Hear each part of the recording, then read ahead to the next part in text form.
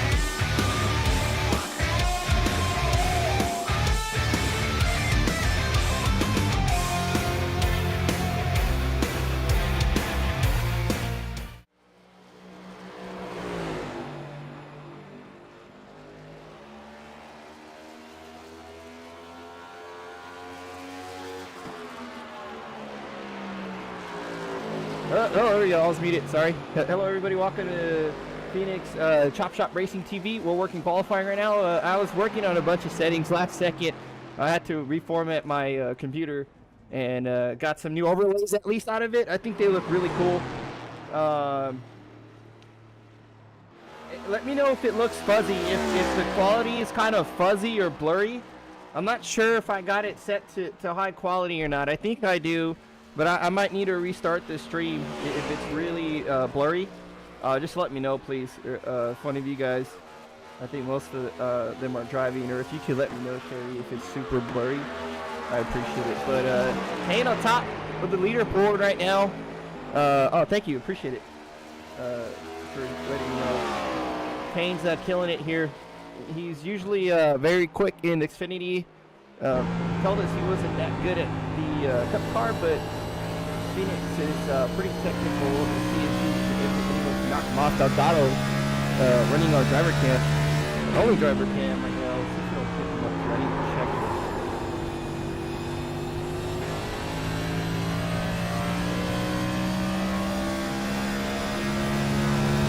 Doesn't look like it's grabbing. They get all weird sometimes. There he is. Put him up there. It was a little too low.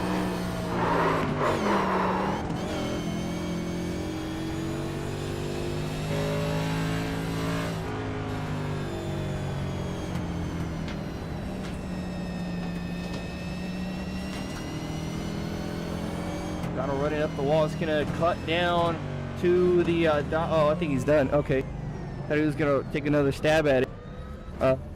Looks like that's it. I pretty much missed qualifying. Apologize about that. We're I can do a reset real quick, and I'll have to send out a new link though. But if it doesn't look too bad, we'll keep going. I changed it like last second, but we'll see how it goes.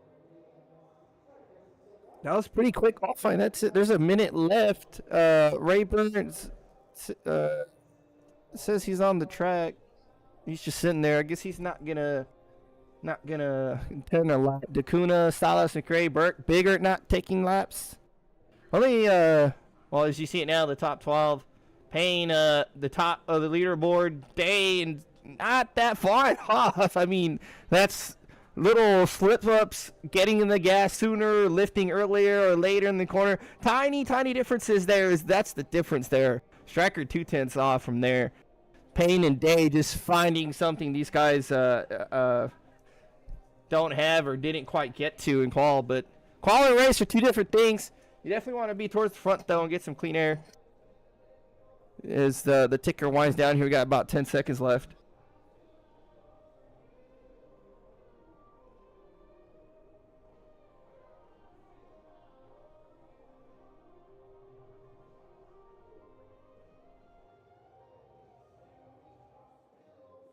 Yeah, that's going to do it. So Payne's going to be our pole sitter. Day, Striker, King, Miller, Delgado, Redskin, Ross, Koblenitz, Balsamo top 10. Congrats to Isaac for a top 10. Look at him go.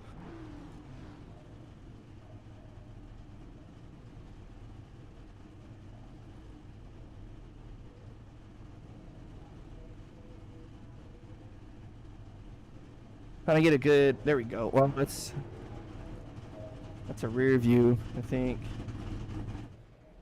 Do a drone cam. Trying to get a good shot at it. That's a pretty decent shot of the field. Not too bad. Race information for tonight. It's a pretty chill track. 86 degrees ambient. 90 degrees on the track, the actual surface. Winds kind of there, but not too much. Not humidity non-existent in Arizona. 18%. I miss Arizona. I love this track so much. Me and Dad would go to this track all the way to the early days of this racetrack. Right when they had grandstands on the backstretch. I've sat all the way around this track, all kinds of different configurations, except the hill. I have not seen the hill. Sat in the hill. Maybe one day. But I absolutely, this track, Phoenix, has a special place in my heart. 4 total sets, 3 on the wall, 1 on their cars right now. No fast repairs. ChopShop doesn't run fast repairs. Completion of stage 1 would be 50. Completion of 50. 51, it'll tick over. They'll throw the yellow once 10th place crosses. 105 is stage 2 once it ticks over to 106. 100% fuel. Marbles, default state.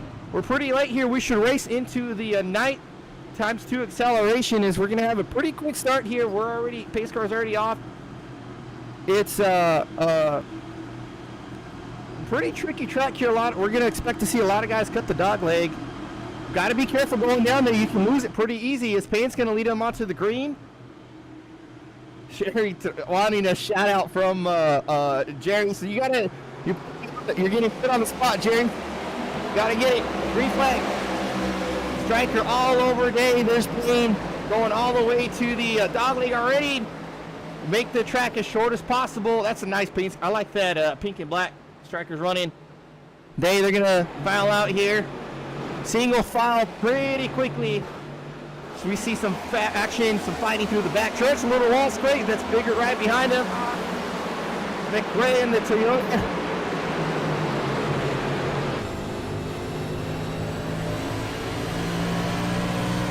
This track, you see up 3 wide up there. McRae all the way on the almost to the wall on the apron. Little dive in for Bigger on Church. Jerry's gonna get a little bit free, hangs on to it. Good job by Jerry. You can definitely get loose through that. Oh, a little tap there. Didn't know Burke was there, I think. You can definitely get loose there in 3 and 4. Oh, Burke, sideways. That might be a yellow. I think Bigger just clipped him. No, yep, there's the yellow. First yellow is a slow, lazy spin off of 4. Or middle of 3 and 4, really. Bigger. I think that was Bigger who gave him a tap. Might have been Rayburn. I just saw green. Burke very trying to get back on the grass there. Tires are very cold. Track's very cold. Got to give him a second to warm up. We'll take a look and see what happens.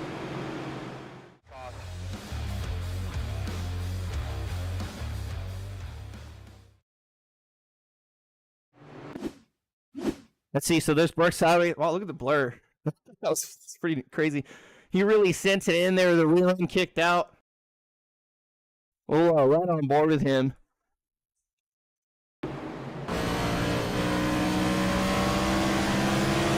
Look at the sun in the driver's eyes. See him already. Corner entry. The rear end's already sliding up, already going around.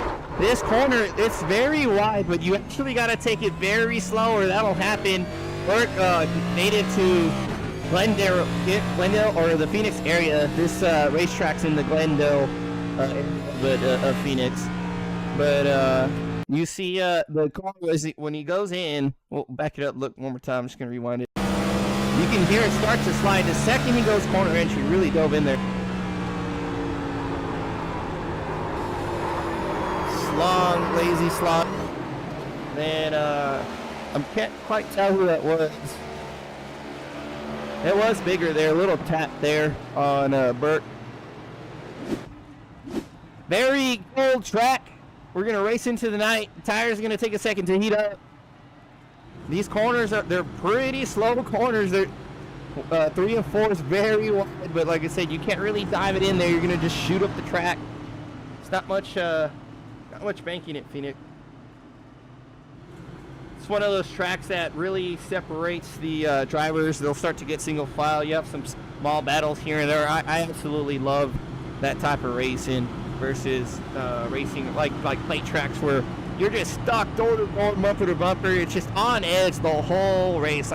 It really gets to me. I have a hard time calming myself down, but tracks like this, like Darlington, where you get spaced out and you can just run your race, it's perfect. Love those tracks. See Striker there, Ross right behind him. Hey, Team Cog is here, gridding up. Is worth double file again.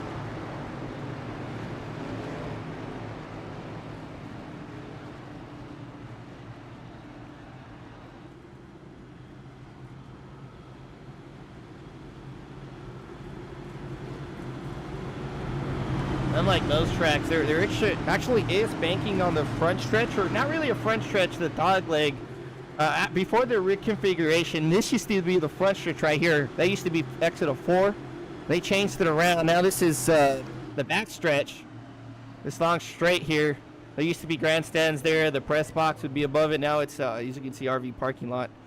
This is turn 3 and 4 right here. And this banking here in 3 and 4, it's about 10 to 11 degrees down the dog leg through the straightaway. It's 10 to 11 degrees also through here as we go green flag. See a little bit of bank there on those guys. So it's not much. It's 10 degrees to the highest point, all the way up against the wall. See Striker take a dive. Oh, very loose.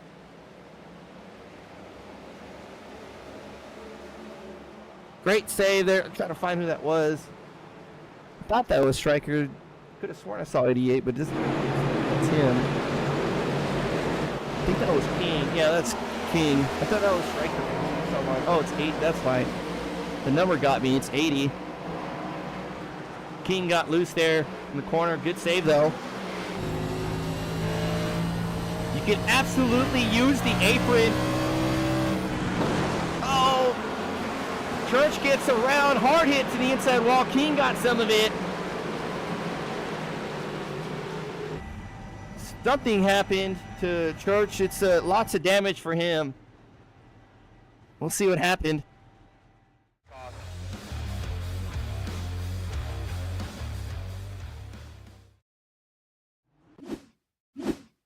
See what's up with Church. There's Isaac. I was about to say you can absolutely. Oh, it's not. He just turned dead right. Probably, I'm willing to bet a wheel disconnected, something like that. Let's see. This will be the tail.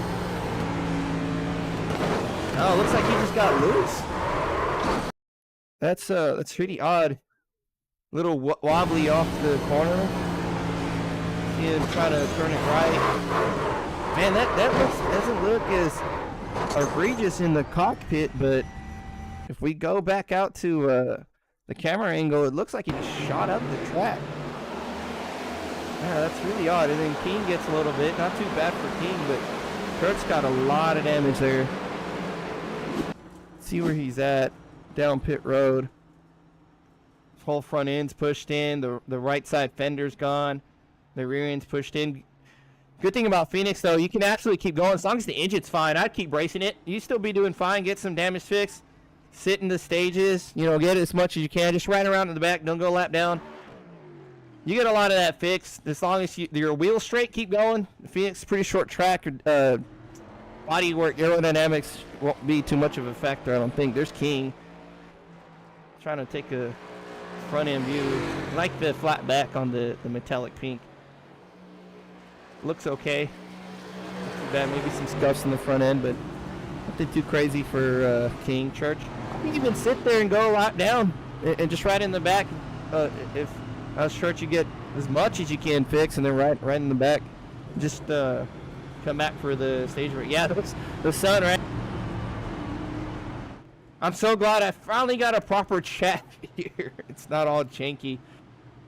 It's pretty decent. That sun is it's pretty bad there in the cockpit. It's just absolutely just blinded going down the backstretch like that.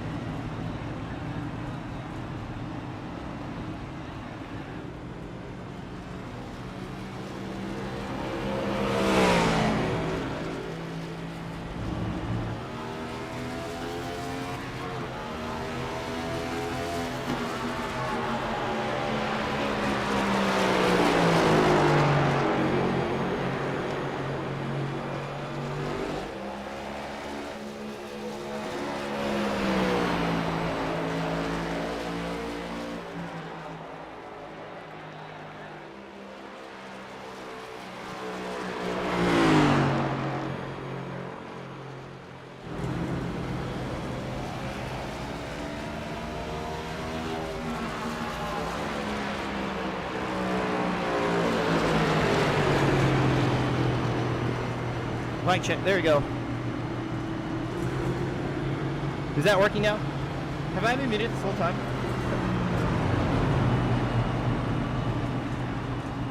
It's picking up. Let me know if that works. I know it's on a delay for a second. There we go. That's odd. I hope I wasn't muted this whole time. I was talking to myself for 24 laps.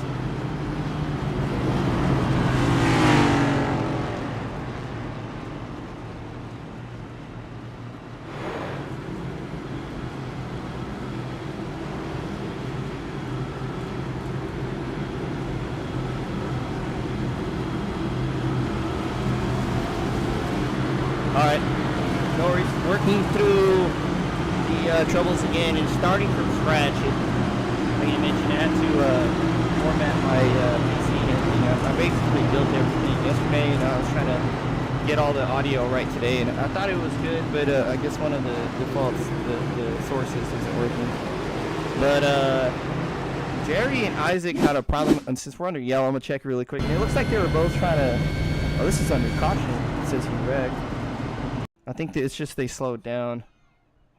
Oh, he stopped for something.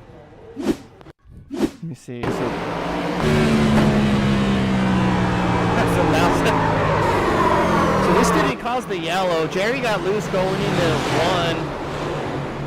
There, he was able to lock it down and keep it at the bottom.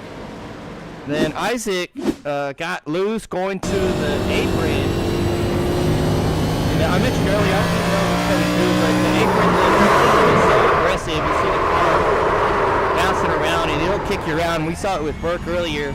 That brought out the yellow. It was so close to the racing surface. iRacing through that yellow. Let me see. Isaac had another issue earlier before that. We saw that one where he spun trying to get back on the racing surface, tapped the wall. But green flag out here. This Payne's going to lead him again. He's led all laps so far.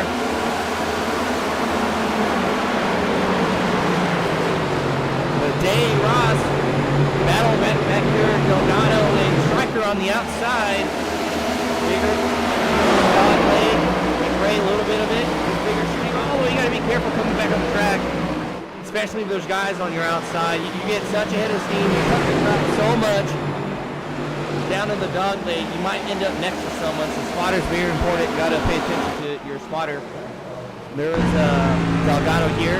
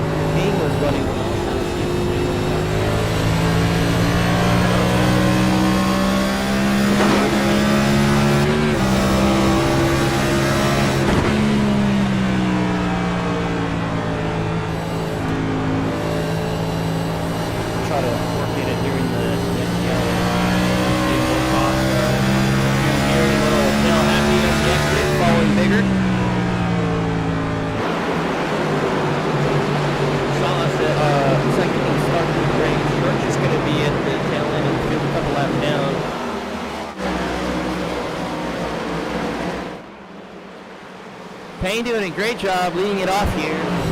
Master at being fast and saving tires. Starts to accelerate. Gotta be careful with that throttle application on the exit.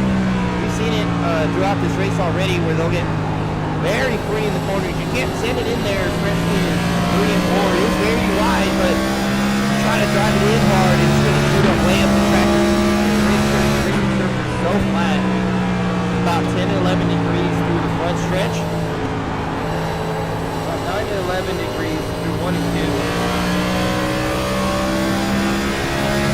Coming up after here, approaching turn 3. All of this is turn 3 and 4 through the stripe. And then just basically they're just racing in 4 degrees to the dog leg. 10 degrees of angle here. Through that corner to the flat.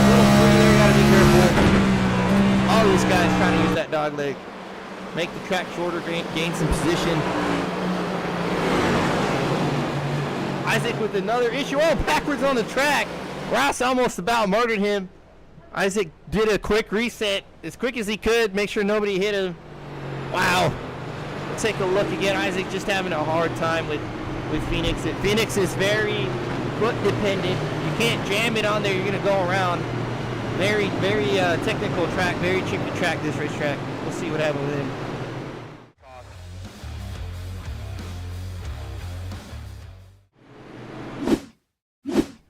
Well, right on roll bar, you can fix that. I hate how it bounces off the roll bar.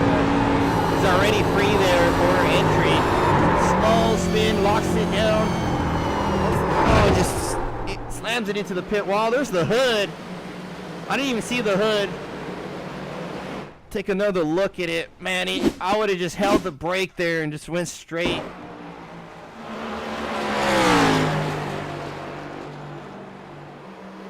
There it is, just so free. Holds the brake, goes straight, tries to get back in it, and there's the effect. Man, the entire hood. Wow, look at Ross.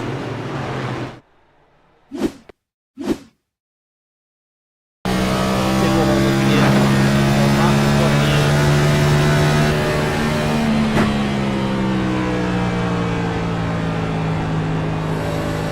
There's the hit.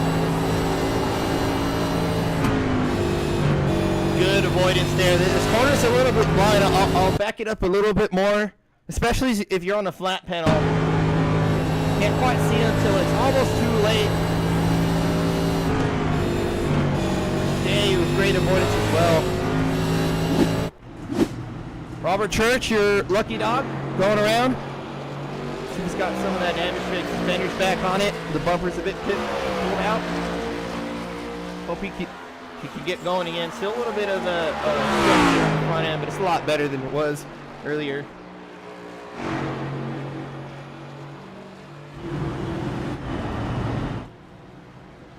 was mentioning earlier, I'm not sure if it caught anything, but I absolutely love this racetrack. Been going to this racetrack with my dad since I was about 5. We've sat all the way around this racetrack when they had grandstands in the back, when they had the front stretch before the reconfiguration in the front. The press box used to be there. Sat in the corners off into 2 and 4, which is now 3 and 4. Dude, here, it's turn 1 now. There should be grandstands all over here, except in front of the hill, which is about right here.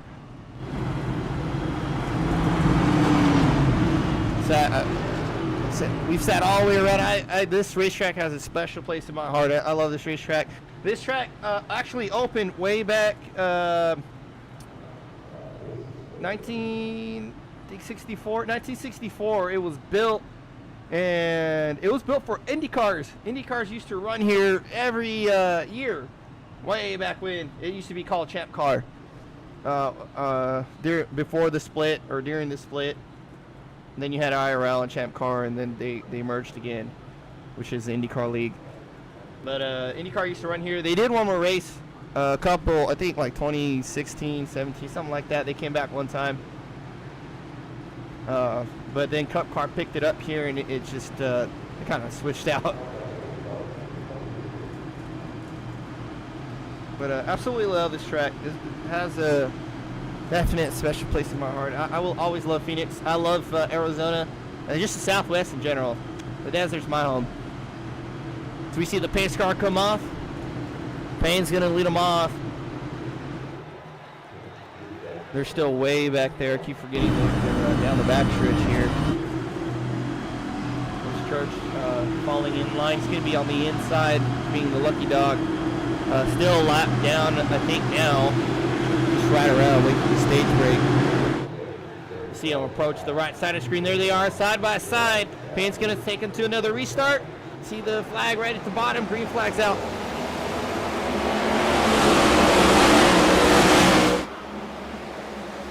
Good jump by Payne. Ross taking over second from Day, or trying to. Is pushing up the track. Day gets a great entry. Look at that. Makes the pass on the outside. Absolutely beautiful. Ross really sent it in there. Had to check up, make the corner. Day got it back. Striker in second. Good battle here. Bigger King on the outside. Delgado right behind him.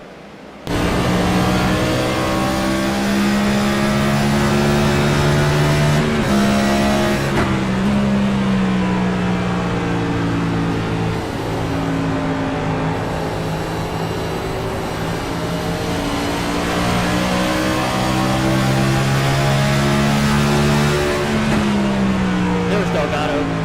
Finally got him on the driver cam to pop up.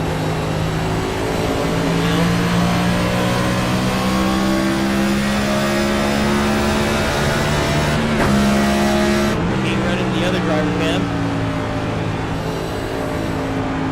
And VR.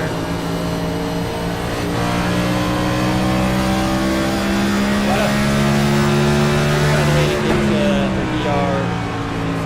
Share the VR, the iRacing sim. You can see the head movement. Oh! McRae very free! We're running with Kings. We saw that. Look how calm he was throughout that. That's what you need to be. McRae gathers it up. Falls in line behind Delgado.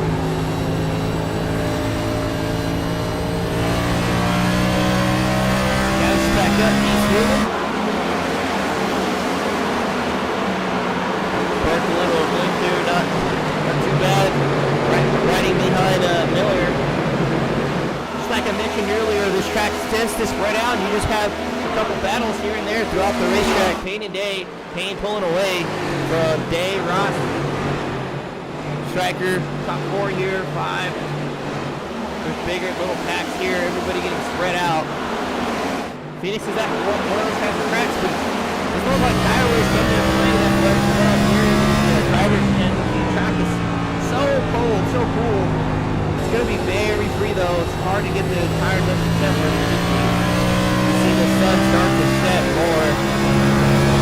Be well into the night here, getting the race rolled on. You can see the flames from the exhaust. Jerry just ahead of Dakota here.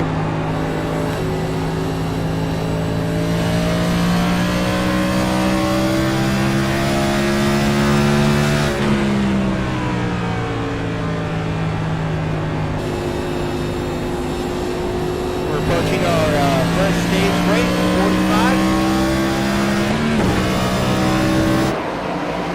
Jerry hanging on the chip there for a second. Payne still leading the charge here. A bit of a battle here. King, Delgado, everybody loose off that corner. Miller closing up on them guys.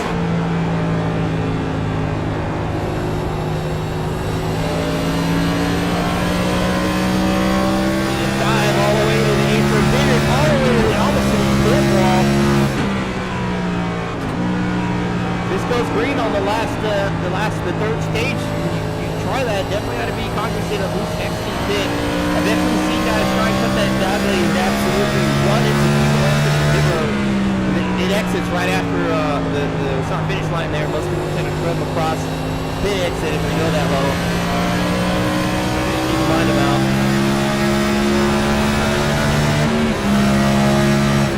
Right, a little shuffle down on the back stretch. King way up the track.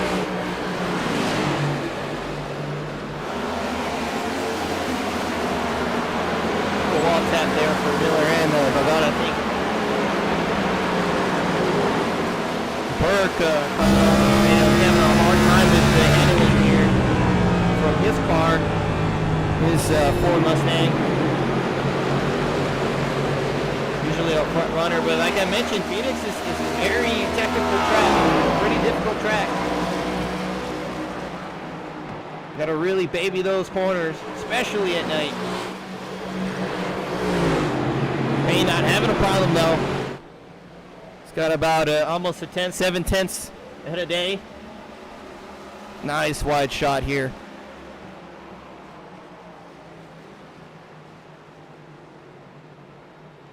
See Payne running the middle of 1 and 2.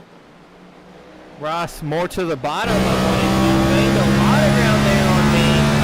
And you saw a wiggle there down the back stretch. This corner you genuinely want to stick to the yellows. You see Ross made a little grip stuff. They gain a bunch of ground here. Might have a challenger for first. sends it up, and you see him drift up into the corner. Ross stays against the yellow. Didn't lose that much time though, Payne did. They're approaching lap car. You can Salas who's that ahead of them, ahead of the leaders.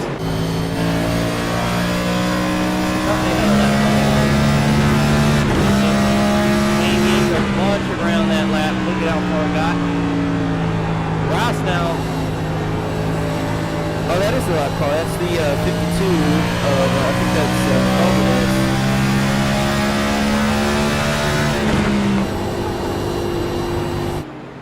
No, it's not. Oh, Covenant 42.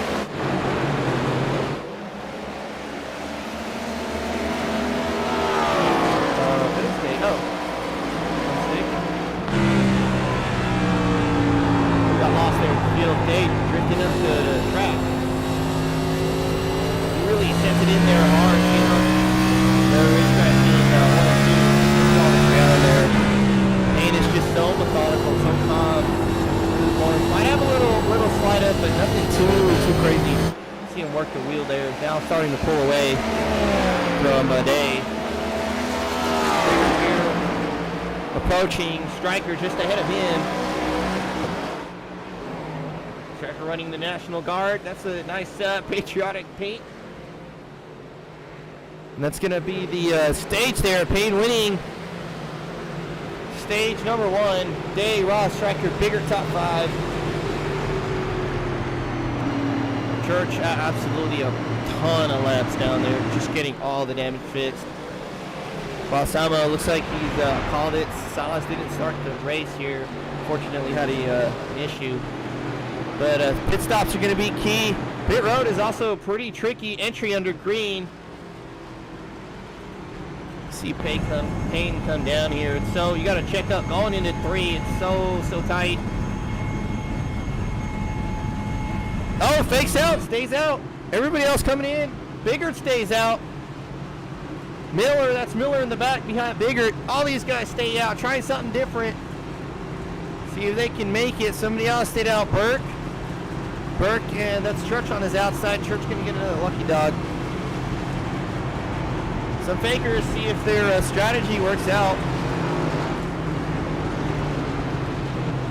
See Day coming down. Pit road goes all the way through turns 3 and 4.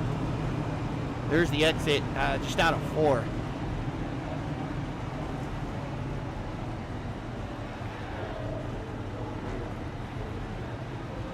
Oh, Mark missed his box. See him back up there. There goes Day. Doesn't look like he took tires. Everybody else taking tires.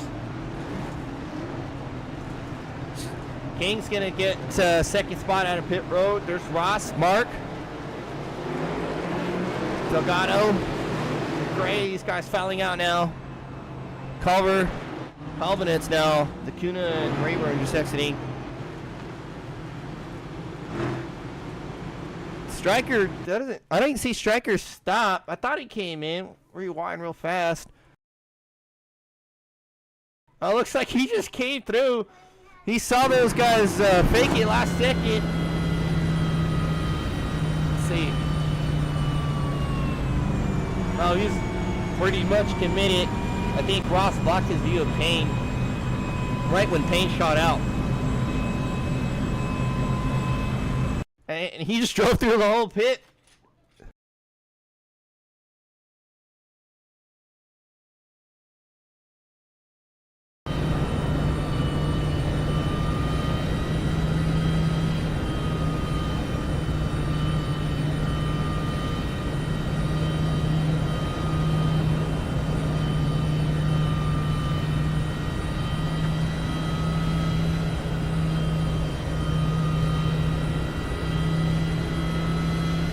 We can get a word with Striker here real fast.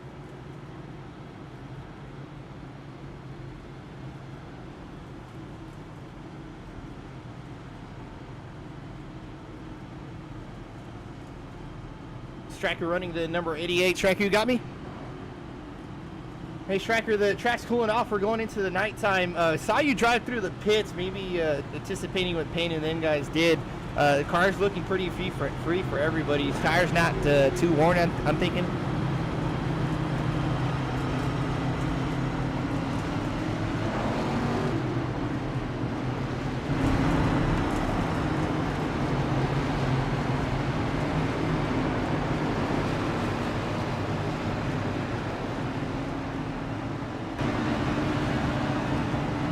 Awesome. Well, I appreciate you speaking with us. We'll send you back on down and have good luck with the rest of the race.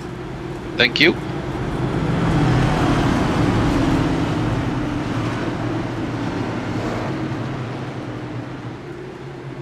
Striker there giving us an award here as they run down the backstretch to get ready for stage number 2.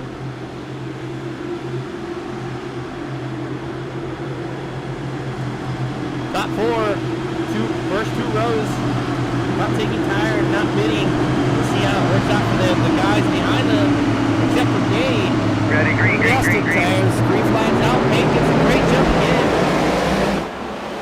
Outside lane checked up pretty good. Ross diving in. Might get crazy here. 3 wide. They're going into turn number 1. Almost 4 wide. Still 3 wide. Dave trapped in the middle. Delgado all the way up against the wall. As they shuffle out, good job by the guys not getting into some scuffles there. Delgado falls back and lets them go by, not get wrecked there. Look at the lights are out now. These cars look absolutely fantastic at night. Ross trying to work on Dave. And it looks like tires aren't too bad because paint's still pulling away. Almost 3 wide here. Miller taking a look, but Stryker's on the outside of King. As they start to go into turn number 3. Stryker way up the track. I think he's going to let these guys by. Almost catching the wall there. Miller, now Ross all the way to the bottom. Payne bigger, pulling away. He follows in suit. Ross working on Miller. Oh, almost came down on Ross. Miller did. He got a little free there on the entry. Getting crazy. This is only the second stage. We got a bunch of racing to go. The guys are pushing very hard. Look at the lights, the reflections off the cars. These cars look absolutely gorgeous. These are the best looking cars that NASCAR has had in a long time, in my opinion. All these cars look like race cars, really. They look mean. Bigger Payne looks like Stryker really close to truth there. As tires not really wearing that much, and that's what we kind of expected, as we mentioned in the pre-race, as the track is so cool, temperature so cold, tires not going to wear out that much. Everybody's starting to single file out. The car's going to be very free.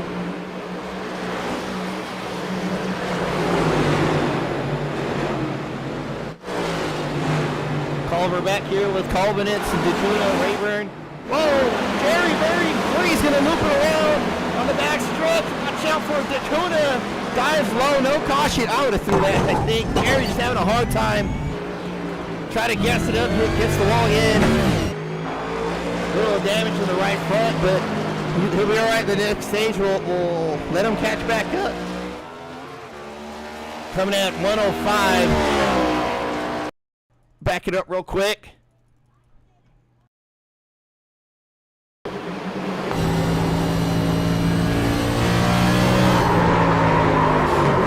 A little too excited on the grass there. Here comes the Laguna. Already past Jerry, looks like. Oh, we saw it almost got into Jerry. But good job by Culver keeping it together. Stryker a little wiggly, just jumped on him. Looks like Burke's car is coming back to him. Stryker, one of the ones not taking tires. Mark trying to follow by the 88. Oh, Mark's going to take it too wide underneath Burt. Or taking a look, checks up, lets Burt by. Good trio here, King leading Ross and Delgado.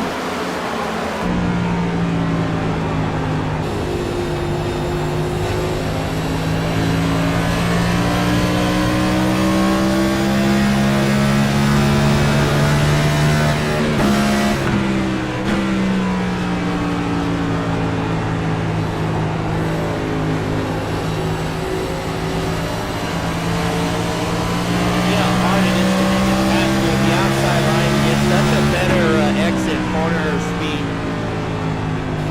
pinch that guy down, but he can muscle you up the track also if he's had enough of it. Ross working on King very hard, riding with Delgado, watching that battle happen. Side by side, there's McRae behind Delgado, and I think that's Miller. Oh, that's Day, just off in the distance back there at the top of the screen. Delgado now trying to work on King as Ross gets by him. Nice shot here to the tail end of the 41. A little wobbly there through the corner of the dog leg as well. Looks like his car's rotating there. King checks up a bit, gives it up. McRae trying to get by him. This guy's wow! Delgado hard, crazy, almost sideways, completely on the exit. King locks it up. Wow, let's back up real quick. I gotta show, absolutely love when we see that, because the hands, how quick they are, look.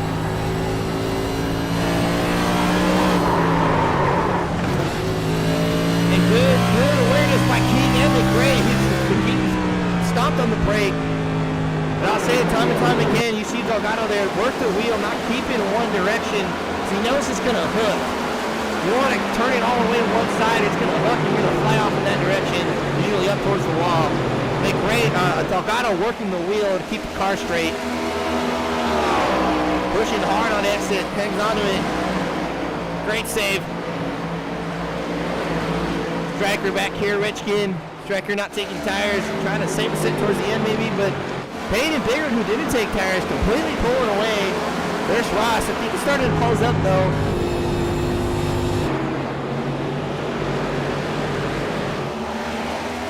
See the lap time. There's Ross quicker, last 4 times by once he got clear of them guys back there. King definitely closing into these guys on older tires.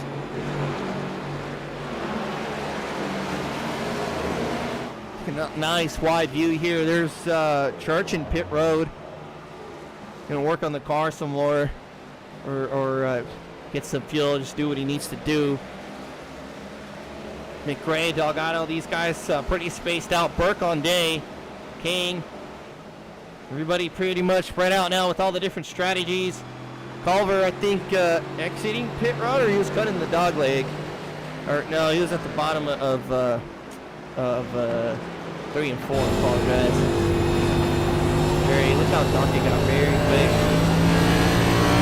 A race at night here is absolutely amazing. Anywhere you go, back then, anywhere you see it around the track, you can see all the way around the track. Now the grandstands through 3 and 4. And from top to bottom, you can see all the way across the whole track.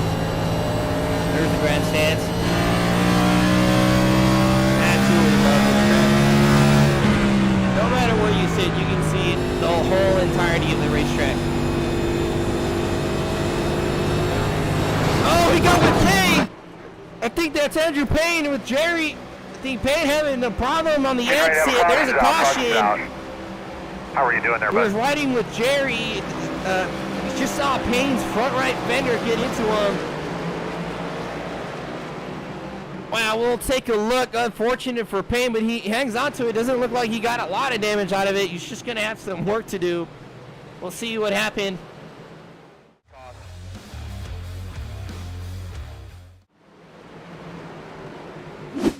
Let's back up. There's Andrew on Culver. Gonna run it slow-mo real fast.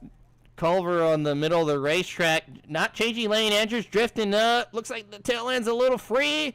He's a little free there on the exit. You see him work the wheel in the car. Yeah, he got free and got into Jerry, I think. And since Jerry got the worst of that, it just sends him. Wow, look at the fenders gone. Look at all the smoke and the sparks. The fender bouncing around. Payne just got free underneath Jerry, trying to get around him. Man, I feel bad for Jerry. Just trying to run his race. Payne with a mistake. That we see often. We'll see one more time. Really sent it in there. Free, middle of the corner. Tries to catch it. There's no room working up the racetrack. And yeah, I feel for Jerry that And Payne also, he just got loose underneath Jerry. Jerry definitely got the worst end of that. There's Payne. Culver, looks like he's got the right front. Right front's completely destroyed the totaling span.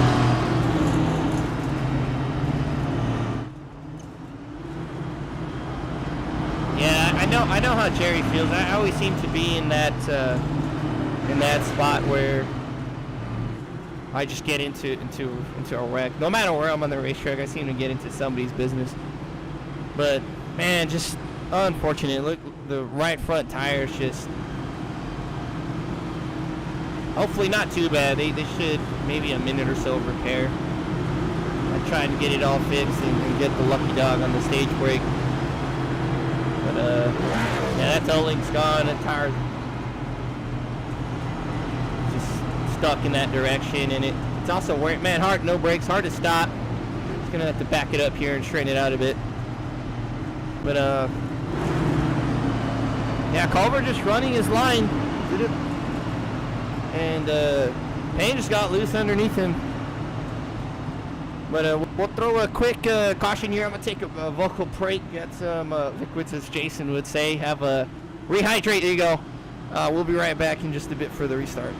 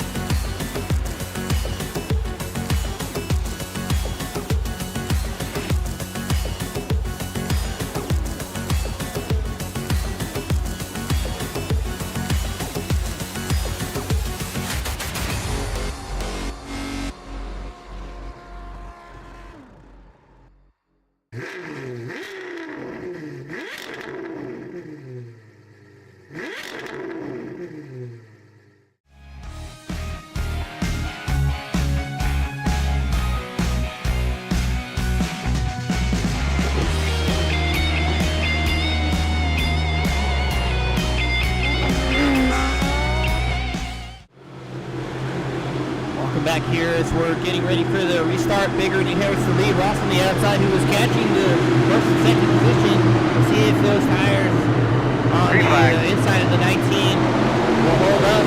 Good jump there. I think Delgado gave Ross a little tap. And Burke and McRae using the dog leg. Burke tight on Ross there. Look at that. Shuffle him up the racetrack. Delgado's going to take advantage. King on the inside of the 41. Gonna force the issue. See him go down the back stretch. King with a dent on the front of the car. Got into somebody there. Bigger inheriting the lead as the scoring pylon's in the way. McRae, Burke. This guy's fighting back here.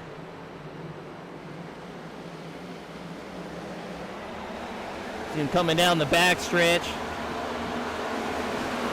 Side by side, Delgado and Burke. Burke way up the racetrack is going to give Delgado room and King to get by a little bit of wall for 53. As King goes to work on the 53, Delgado gets by. Burke seems to be still having some handling issues with the car there, really sliding up the track.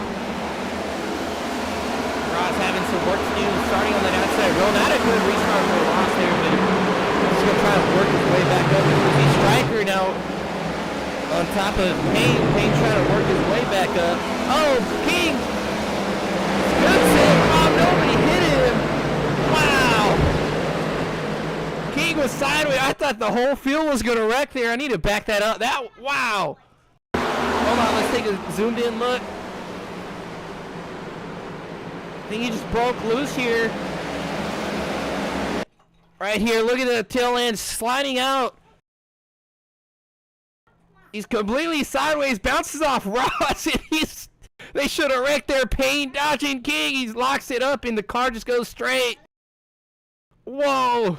Nobody hits. I'm baffled. Wow. That just shows you the talent these guys have. They've been doing that all night. King goes back to work. He's back here with Dakuna now, though. He's got some ground to make up. I'm sure these guys had a heart attack there in the car. Payne taking a dive underneath.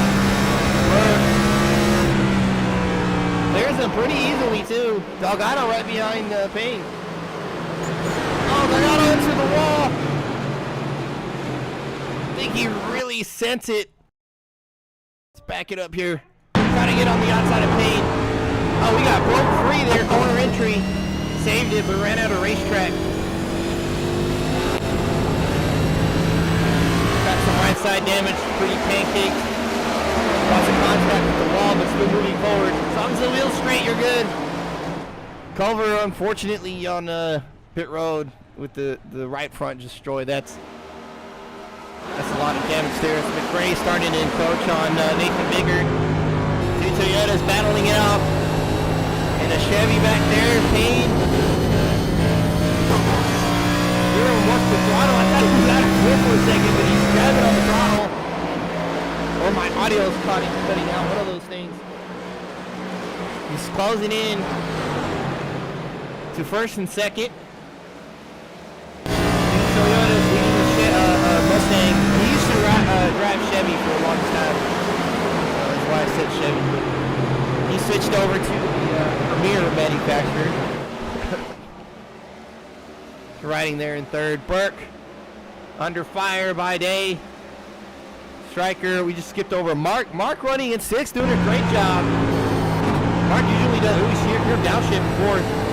See it on the dash there. Fourth gear. Real gentle exit. Up fifth gear on the exit. No, he doesn't at all. Stays in fourth through 3 and 4. He even shifts back into fifth. I'm assuming he does. You're in a downshift. Fifth through the dog leg. Downshift. Middle, almost middle of the corner.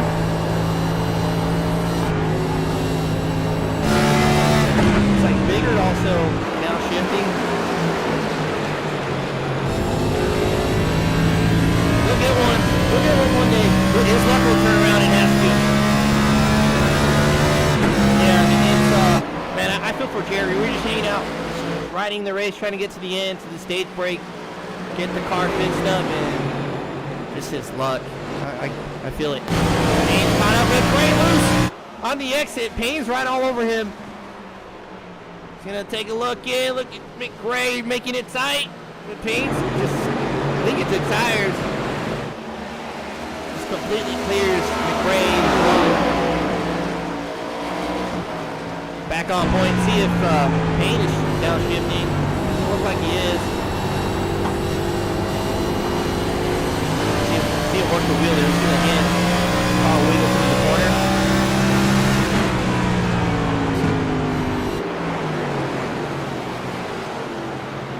And you guys shuffle out down the back strip. We're about to get pretty much spread out through the whole racetrack.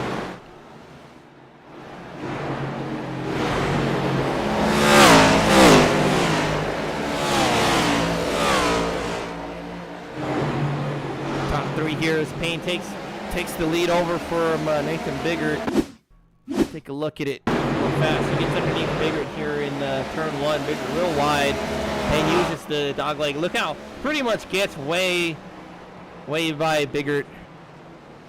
Way in there, cutting the dog leg, and he's gonna start to pull away with. I'm pretty sure he's got fresh tires.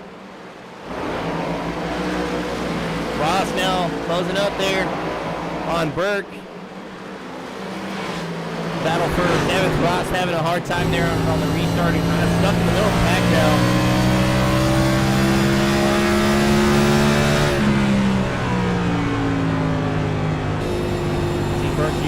middle of the racetrack in green 4, getting a good exit. Last still hunting the yellow line. Good car, man, so much. It's so good, but that transition's very aggressive. It'll creep up on you real quick until it will just kick around. Sideways there, middle of the corner. About a quarter throttle, starting to get halfway, then full throttle.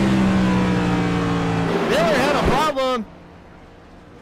Looks like he spun out off of 2. No caution. Let's see what happened to Miller real fast.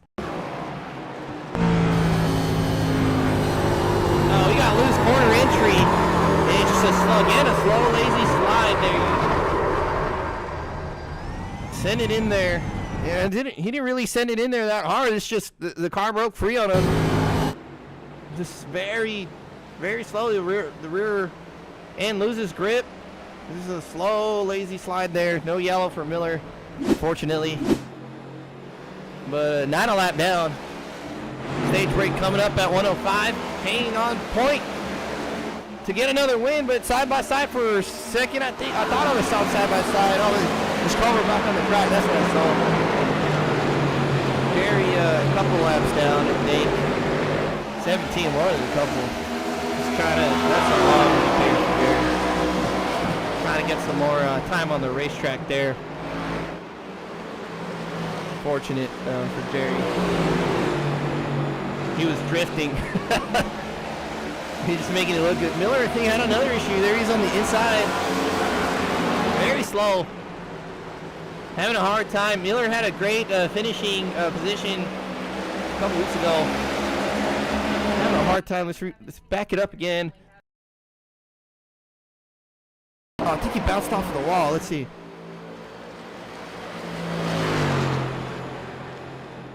There goes off of exit. He's gonna catch the wall. Oh, he keeps it off. Thought he hit the wall. Keeps it off the wall. Does go a lap down, but that puts him very with a problem.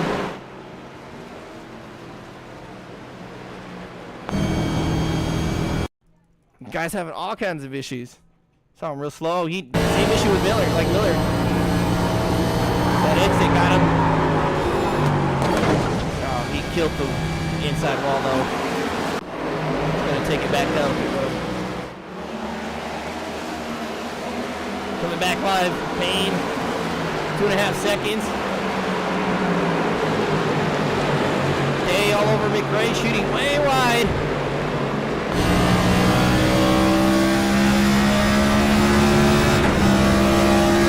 All these guys downshifting to 4th, trying to get some exit speed, slowing the car down on entry speed. Closing into bigger though. These guys still fighting for stage points. Mark doing a great job there. Miller just ahead of Mark. Ross leading Berg, Delgado. These guys they're begging for that yellow. They should try, especially those who didn't take tires, they try to get some new set of the Goodyears there underneath their car. Miller here, last car in the lead lap, I believe. No, last car, first car lap down. There's Mark. Mark's got a great car. Got a GT style 76 number there. The reflections there off the cars. Night racing looks amazing. Culver coming out of pit road now. The rest of that damage fixed.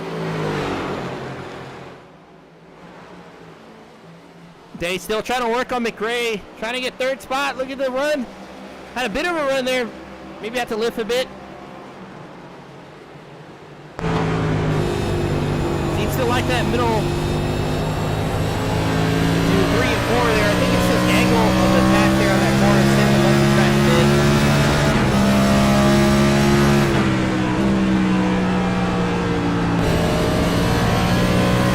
Kind of losing a couple of spots here. These tires fading away. Compliments right behind him. Raver right behind Compliments. Delgado right on the yellow line.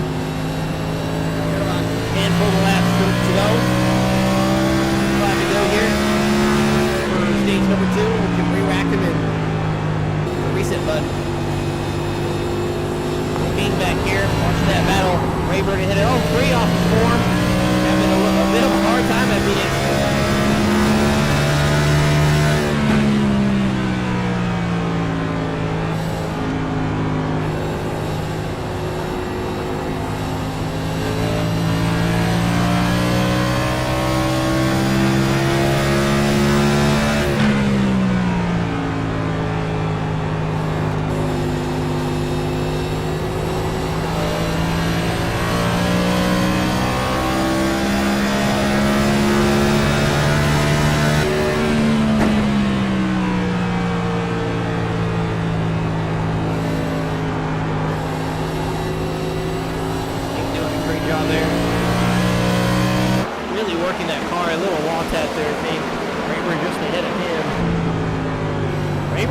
It looks like, oh, little link.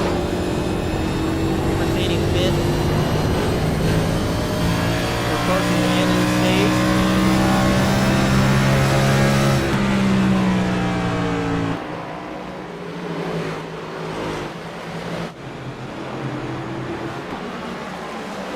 Ross pulling away from Pullman. I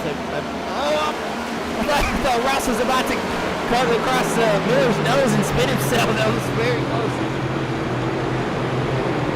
I thought he was going to go sideways there. Miller just trying to get the race, the rest of the stage in. So a lot of these guys having a hard time in Phoenix, but not Payne. Like I said, I'm pretty sure he took tires there, but he's pulling away here. It pretty much worked out because he didn't pit that last stage break. White flag for the stage. Day getting around McRae, trying to work on Biggert. It's got a couple corners left to give it a shot. Taking a look outside, not really anything there. Bigger's gonna clear him. It's gonna be Andrew Payne coming in around to win stage number 2. They tried so hard to get by Biggert, but can't quite get there. We wait for everybody to roll by. There's Ross in 6, Delgado coming up. There's Delgado. Cumberland's Rayburn. Striker finishes out at 10. Just behind him. I mean, King just behind him.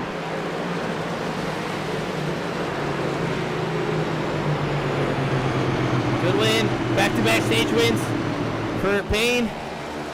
Absolutely dominating at Phoenix so far. Leading the pole, stage wins. Now he just needs to win the race. He'll sweep the night.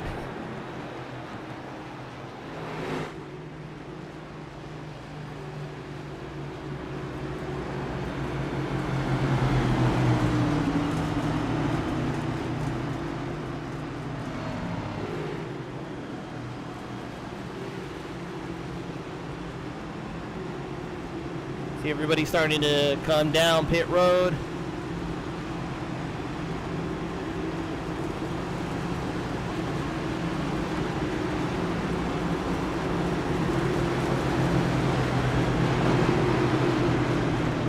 Couple guys stayed out. Looks like Rayburn, Striker.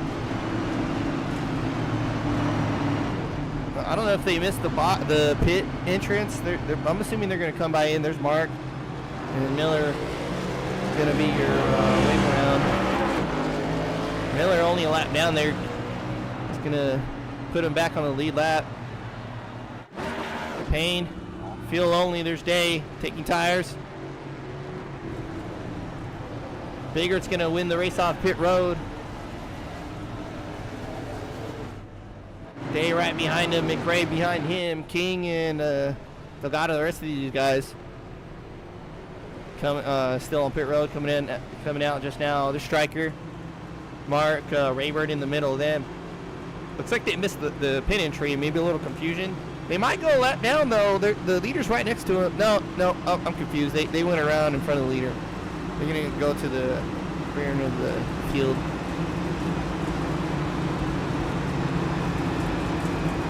See how Striker does on this pit box here.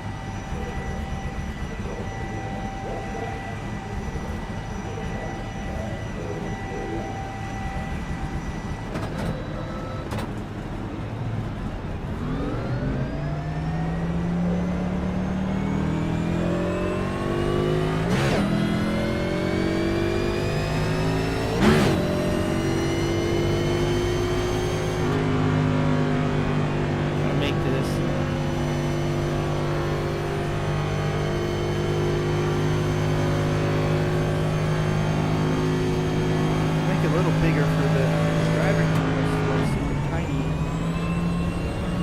There it goes. There's King. Delgado's right behind King, actually. Or other second driver. A little better. Something I have to work on the layers there.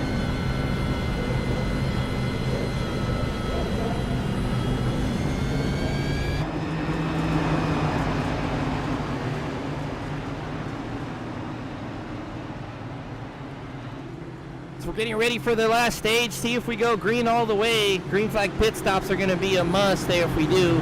But it's going to be pretty hairy restart.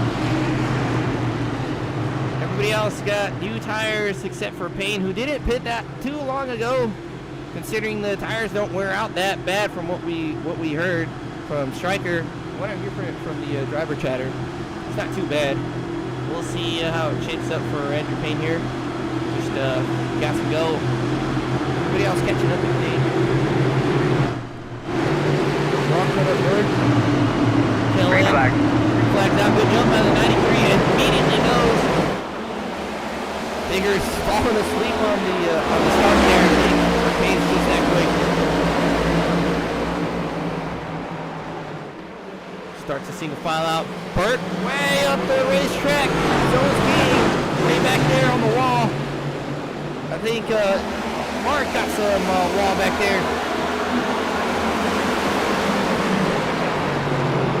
Yeah, I thought I changed the settings in OBS and then did it. I did it mid-stream, I guess it was update. I had to reformat the PC and I completely forgot.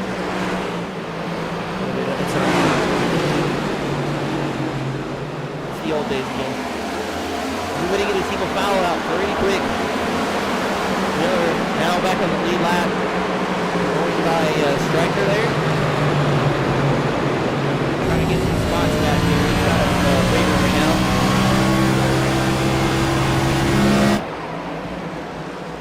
Stryker trying to follow suit. Miller not cutting the dog leg like most people do. Real tight there through that King.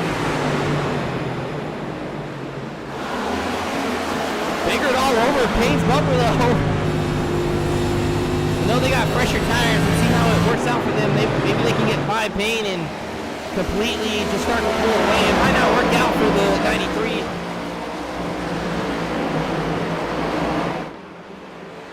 Culminates with an issue. Wow, the whole front end's gone. He murders the inside. There goes the hood. Oh, the whole car's destroyed. No yellow for Culminates. No, you're good. It's my my mistake. Like I said, I forgot. No yellow for Culminates. He's off the racetrack. See what happened to him. I think he got loose off the exit. Caution. Oh, we got a caution. Oh, Culminates. Take a look at that. Culminates right through the King.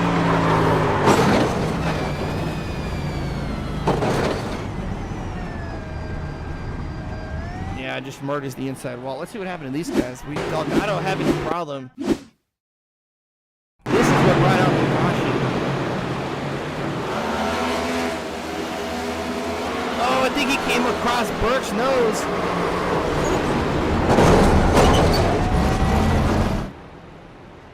Take another look. That looks like Delgado was drifted up and came across Burke's nose.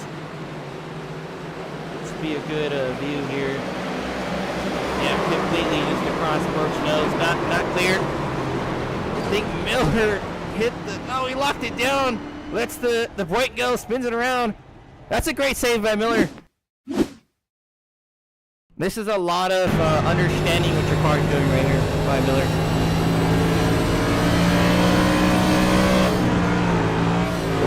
It's loose. We're going to hit the wall, lock the brake, let go. Weight shifts around, spins the car around, keeps it off the wall.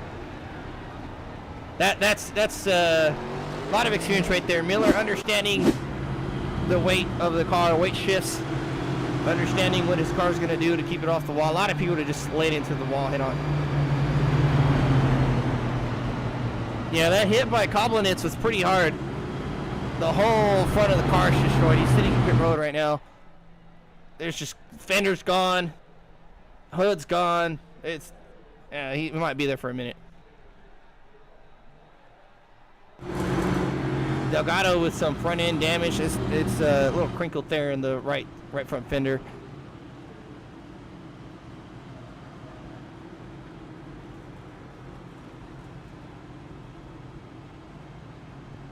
Shouldn't be too bad there. It's a bit crinkled.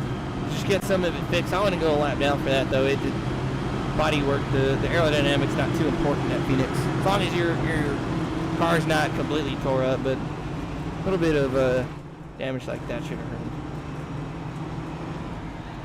Lots of guys coming down pit road. Striker coming back down. I don't think he took tires last time. He might opt to try them this time.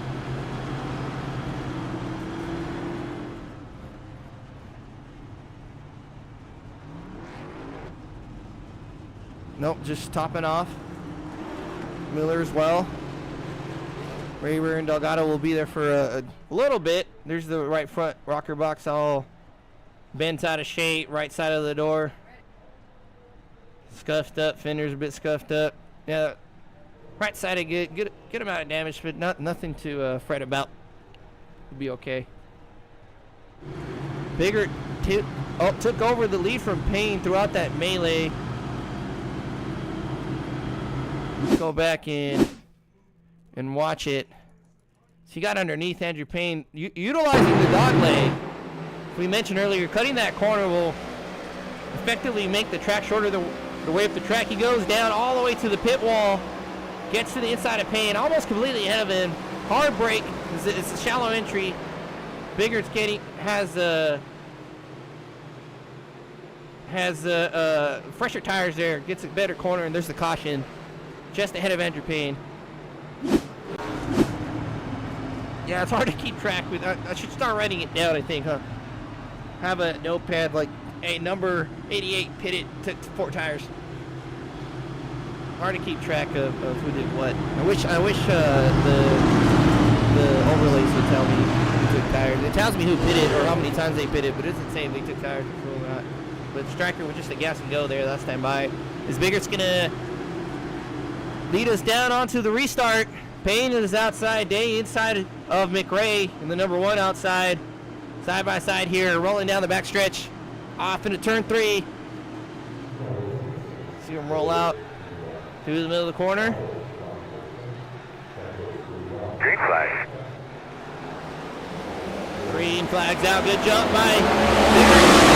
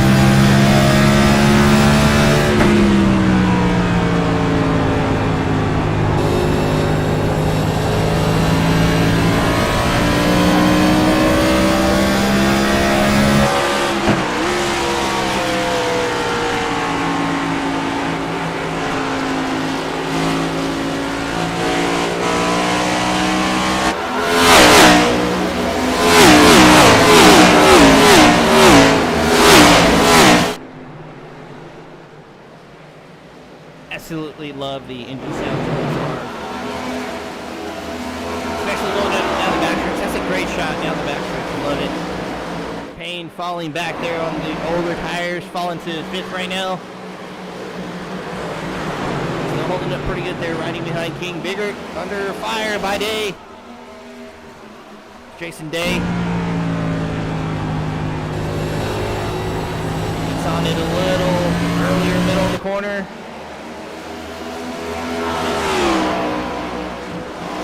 Good fight for first place here as Dave puts on a lot of pressure on the 19. McRae on an island, as well as King Ross underneath Payne. Ross trying to get some more positions here. He's gonna send it in a little bit more than Payne. Just fresher tires there. What it is. Mark now working on Andrew Payne way down on the inside of the Nissan Bigger, all the way to the pit wall. Andrew just nothing he can do so far. I think Delgado had another problem.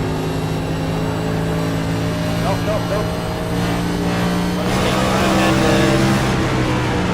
The alerts scrolled up. We see Stryker kind of missed the corner there. Has to really wait to get back on the gas and moves through the gate there on the dog leg. Stryker's trying to take a look underneath the 93. Mark trying to take a look underneath Ross.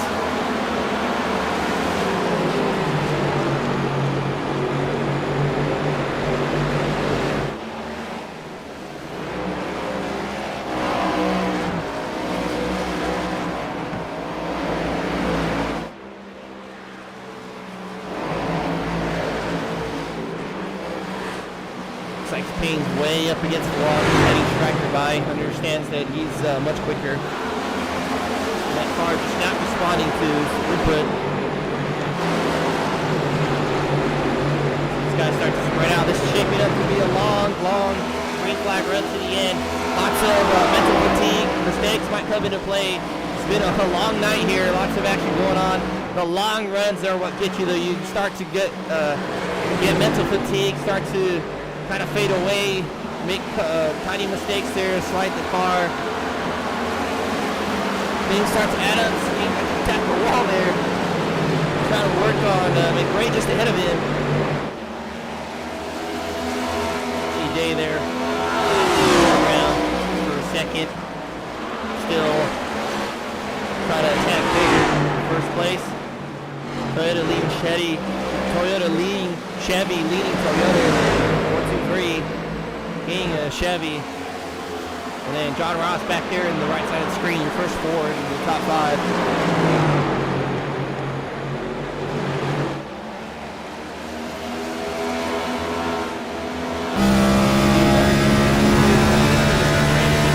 Great exit there, gets the power down.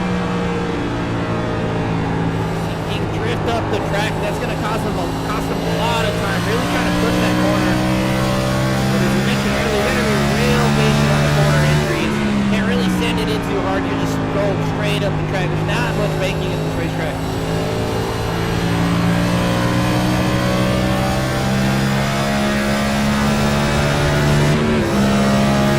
The upshift there. Quick downshift corner entry. Keeps it under control this time, about middle bottom of the track. Got right here. Berg taking a look on the outside of the 41. Not quite there.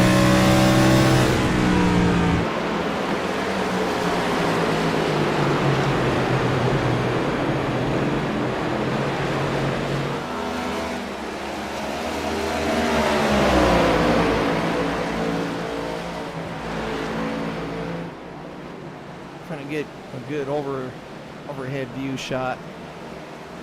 See Burke start to close in on the 41. Good battle there. A little free there on the 41. Quick movement up the track. Caution somewhere, caution. Oh, McRae had a Around problem. the corners that last run, did you see any rubber laying down at all? Might have spun it there off of 4. I don't see damage on the car, at least nothing major.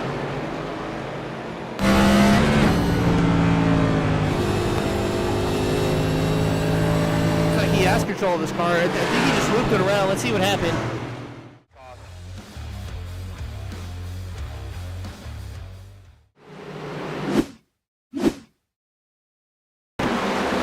Running in third at the time, or fourth, I think fourth, no third, yeah, he just got free corner entry, loops it around, not quite there, then cars approaching, so there's a yellow. I'll take one more look at it from the cockpit view, got free corner entry,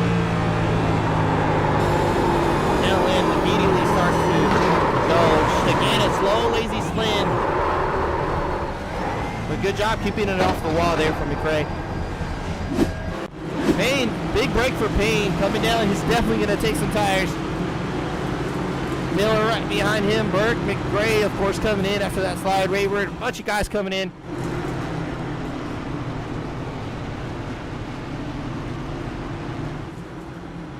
Bunch of guys staying out, though. Bigger Day, King, Ross. There's Mark. Striker, Delgado staying out. Lots of strategy again coming into play.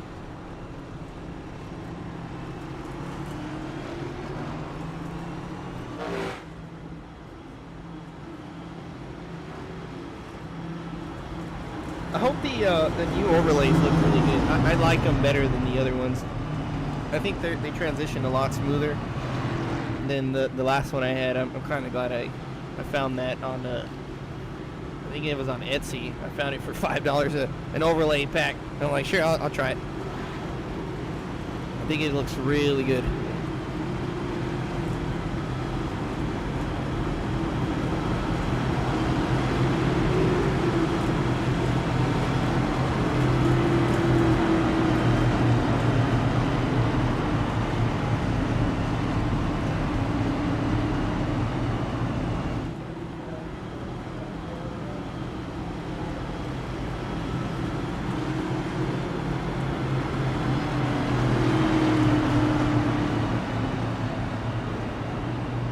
Guy's doing a pretty good job there. Some solo spin. Striker extended stay there on pit road. You see him take some tires now. He stayed out. He came back in. There's Jerry and Church who's been in pit road. Yeah, definitely came back down again.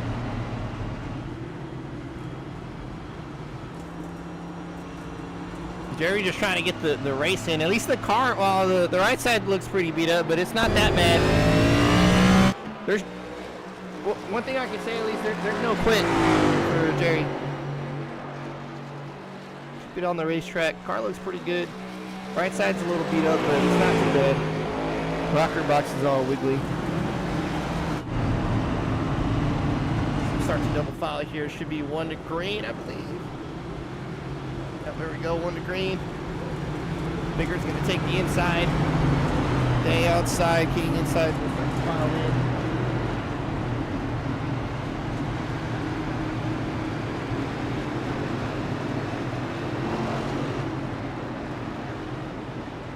All I'm saying is if we get him in a Ford, I think his luck will change. Give it a shot.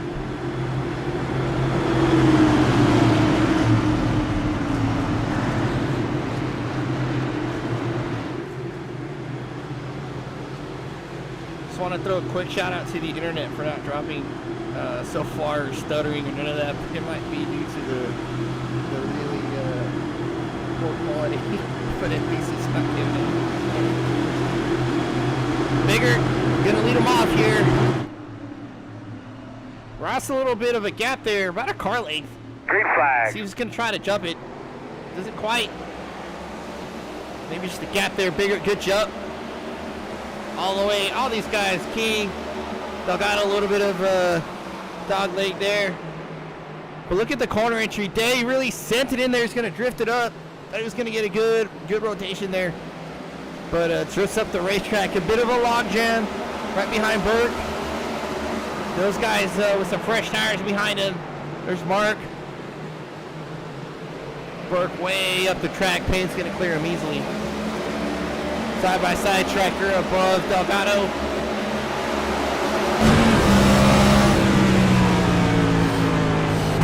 Miller hard on the brake, downshifts.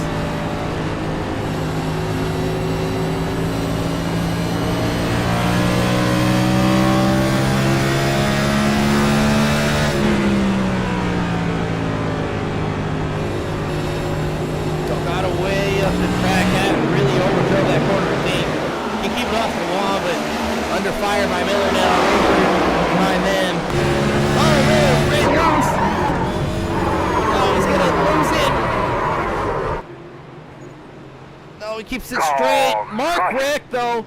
Fellas, we have got a very, very there's Burke difficult also. official this week, so make sure we're minding our P's and Q's. He's focused on Miller. Let's see what happened to Miller. I don't think we're done wrecking though. We're riding with Rayburn. You saw Miller shoot left there on the transition there. See how that upsets the back end of the car. But Miller, good job again keeping it off the wall. Car still straight. Then Mark with a problem. I think he got into Burke.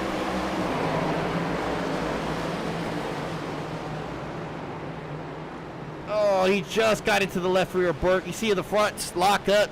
He's trying to stay off them, but not a lot of damage for those guys. This is a good thing. They just got stopped on the track. We'll take another look with Mark. I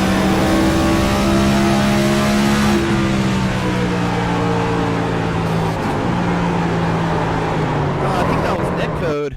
Let's back up real quick. I don't think he's touching him right there. He can't be. Maybe Burke got loose. Let's see. Burke is getting loose there. You see the rear end kicking out? Burke is getting loose. Really sent it in there. Mark locks up trying to stay off him. You see the tire stop spinning. It just goes straight into Burke. Hits a bit of the wall. Both of those guys just really sent it hard into that corner.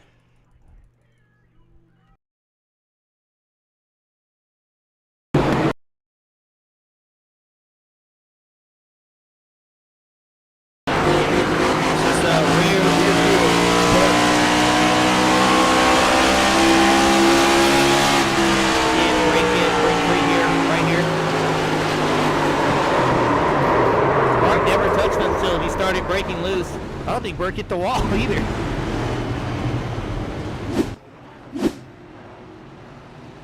There's Mark coming out. See if we can grab someone here while we're under yellow.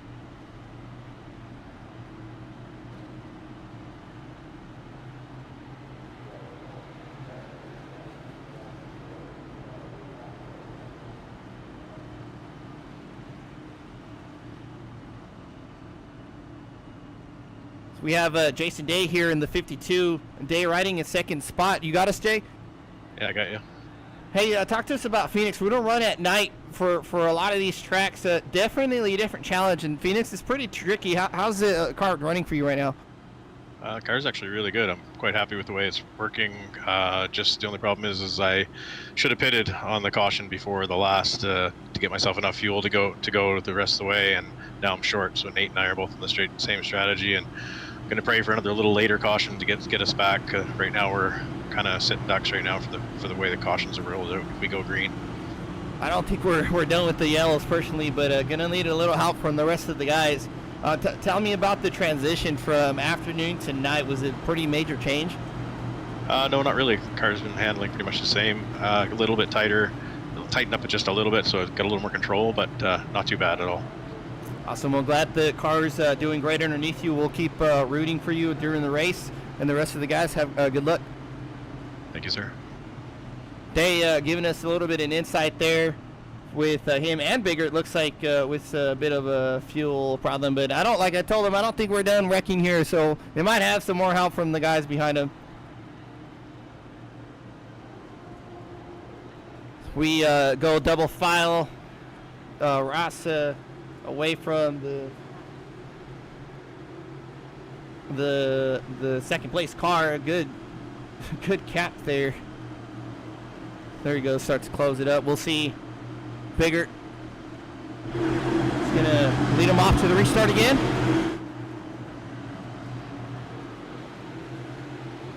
Nice wide angle shot. I like this shot. when Green it gets the flag. whole field like this. Good jump by the 1952 as well. See them start to dive low. Payne pretty much following King. There's McRae. This guy's cut in the corner. King can't quite utilize it, but they're not up to speed either. Usually you can get next to the guy when you cut the corner like that. Striker underneath the 41 gets clear of him, starting to make moves. Everybody single files out pretty quickly here.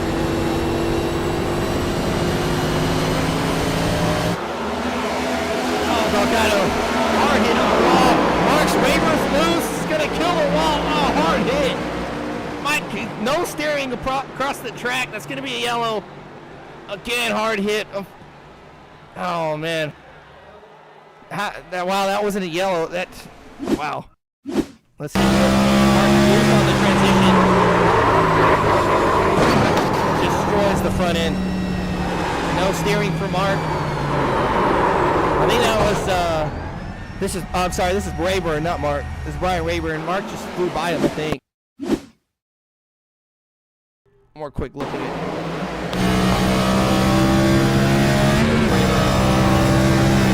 Mark checks up. Wow, just good avoidance there by Richkin. See good aerial view of the track. See him start to go down the front stretch. Now, what is the front stretch? It's used to be the back stretch. This is a nice shot. See the track lit. Drop back up front with Nathan Baker here leading the way in front of Dave Payne. Now showing face again. He's got fresh tires. Trying to move up the field. I just rolled out him in a yellow. He slipped for the car to stop the track. But we heard from Dave, him and there. Needs some help. Payne, we know, can make it on fuel as well as the rest of those guys who pitted back there. Trying to gain some ground here.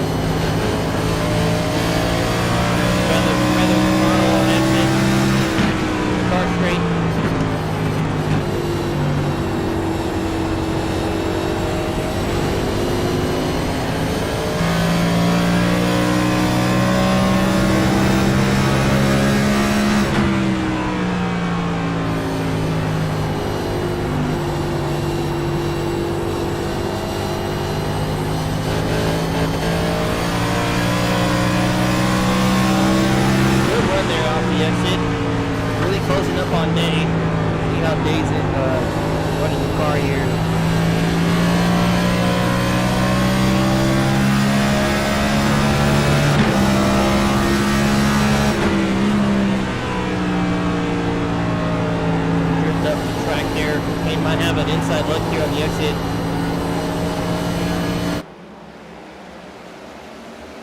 Able to rotate better with those fresh tires there. Dive inside it. They give him way there to the 50 to the 93. Now setting his sights on first place. Good battle back here with Ross and Stryker though. Stryker all over the 44. Good looking National Guard car, very patriotic. He's gonna try to get on the outside. Ross might drift up to him though, gotta be very careful. Good run down the backstretch. Ross checks up there, lets the 88 by. Good attack by Stryker there. In around the 44, King slaps the wall. Back there, McRae right behind him.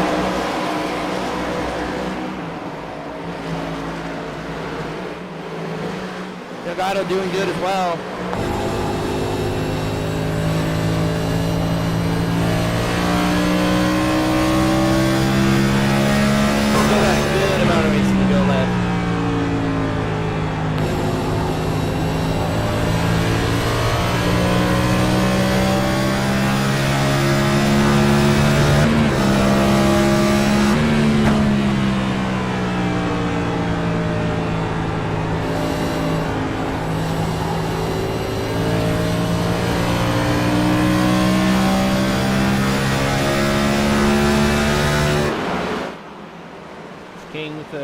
Nose is pretty flat there, got into someone at some point.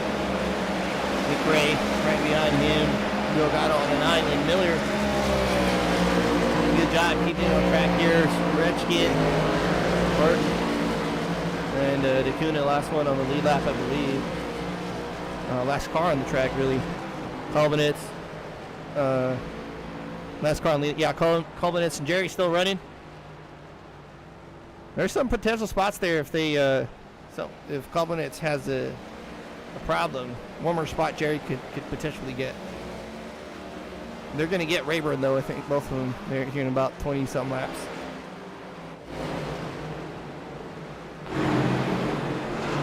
Payne closing in on Biggert.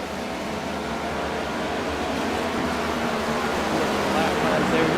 He's slowly chipping at it. He's pushing that hard, though.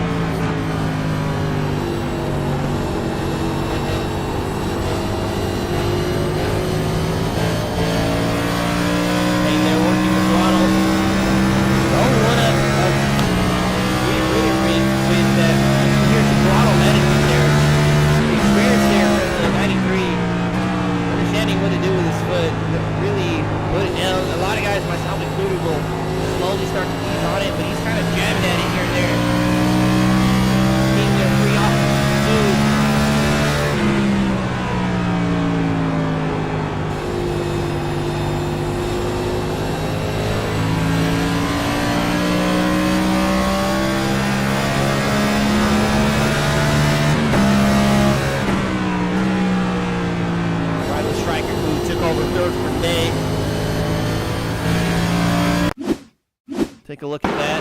Gets underneath the 52. Tracker also with some fresh tires. Getting a clean pass on the 52 there. Now you want to see his spot on condition.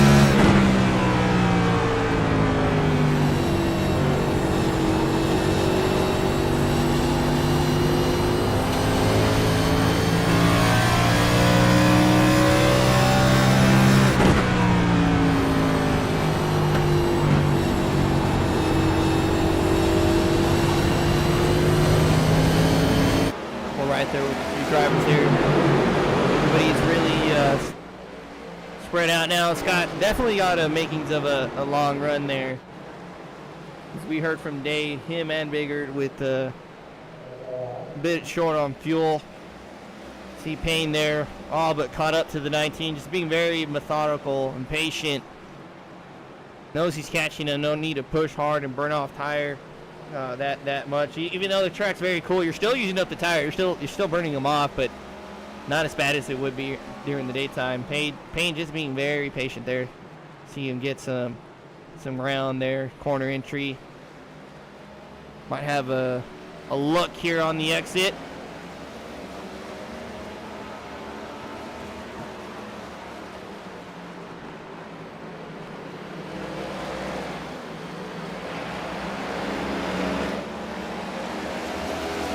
Tractor back here riding in third.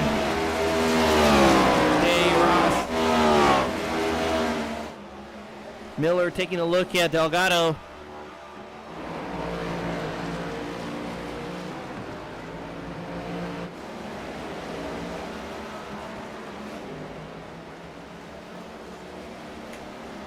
Looks like he was kind of trying to take a peek on the outside there, got a little free or thought twice about it. Very, had a middle run there. Just being very patient also there, trying to work around the 41. No one behind Miller at all.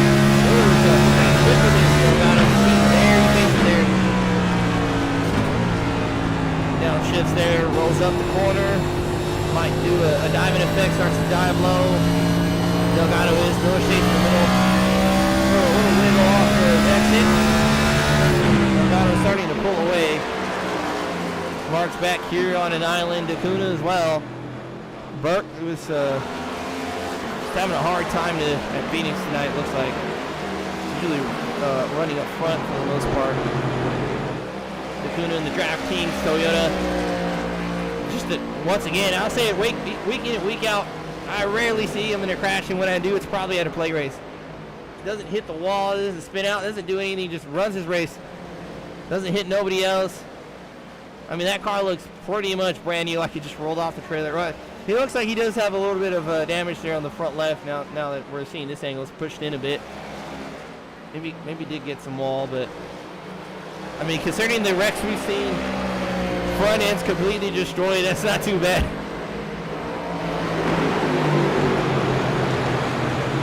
Payne still hanging out behind Bigger.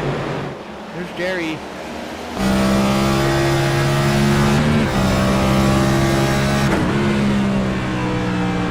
Trying to finish up the race here.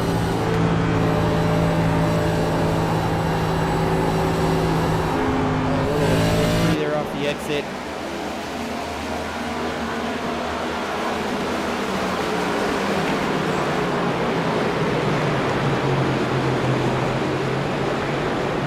Payne coming down pit road. Trying to do a short stop, get it fueled to the end. Dolvin is trying to finish up the race as well. Good 20-something laps down.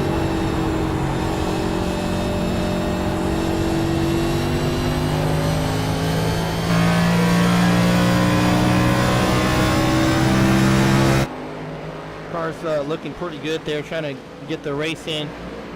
Good scuffs on the left side, not too bad though. Bigger still leading Payne. I'm pretty sure Payne's just riding around behind him because he's pretty much there. He looks a lot faster. Oh, we got a Miller. Yeah, did my radio sound bad? Miller has spun. Again, it looks like on the exit, didn't hit nothing again, and King went a lap down. I think he's going to be the lucky dog.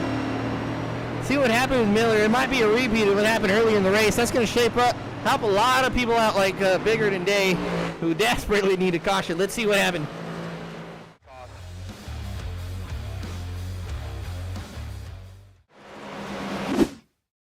Let's see, there's Miller, corner entry. We'll ride on board for it. There he goes. Down, broke free on the downshift. Trying to hang on to it. Delgado's right behind him. All right, racing through that caution. One more look. It looks like he just broke free on entry. I thought he downshifted, but he was already in fourth at this point. See him coming down. It's already free there. You see the rear end kick out. Same thing we've seen a bunch of guys do all night. His corner entry has been pretty difficult, as well as corner exit. See him sideways there. Just doing a great job again, not hitting the pit walls right there. Locks it down. Lets, same thing as earlier, locks it down, lets it free, lets the weight shift around, tail end spins around, you're good to go. Pit road, activities, Payne, Day, Striker, lots of guys pitting, taking tires. Bigger, Striker, Day, Mick Gray there coming out, Ross right behind them. Delgado and Mark getting some repair work done. I'm assuming there's Dacuna. Also, I'm assuming getting a little bit of damage fixed. Yeah, yeah, I'm gonna say, I'm trying to say words, but I think we're thinking the same thing because Mark was tore up sitting on the track, and I would have threw that. I would have threw that when Mark hit the inside wall. We know he's gonna bounce off, but that's my opinion. You know I'm quick on the button. But yeah, or Rayburn, not Mark, Rayburn. Yeah, that's wild. The whole car was destroyed. But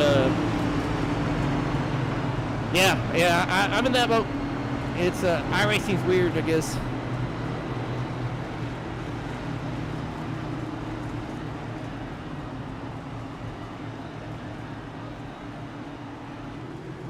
gonna take a quick vocal break. I wanted to drag someone else down, but I'm losing my voice. I'm gonna take a quick break.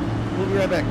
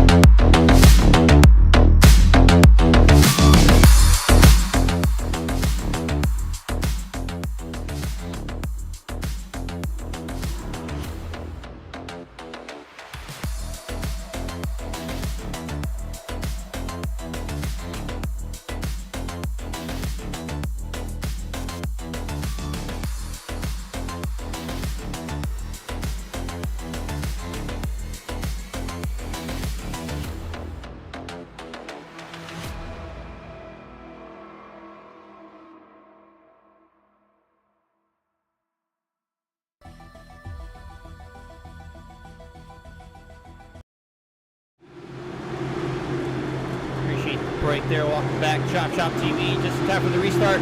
Burt on the top of the chart right now. Payne in tow. Bigger behind him, striker outside. Green flag. Good jump by the 53. Lots of strategy going on. Everybody diving. Down the dog lane. Look at them spread out. All over the track. Everybody trying to get everything they can get. Burke's gonna fall off a bit here on the old tires, it looks like. Good battle for first. Payne's gonna have to run on the outside. See, Bigger sends it in the corner. No, checks up for Payne. But he's running wide. Might give the 19 some room. Payne way wide up the track. And that's just like we said earlier. You really send it in that corner. You're gonna run up the track just like that. Bigger back to the top of the leaderboard. Oh, Jerry's loose. I don't know if you guys saw that. Jerry was sideways. Hold on, I gotta. That was a good save. That would have been a wreck. Oh man, great. It's loose between cars.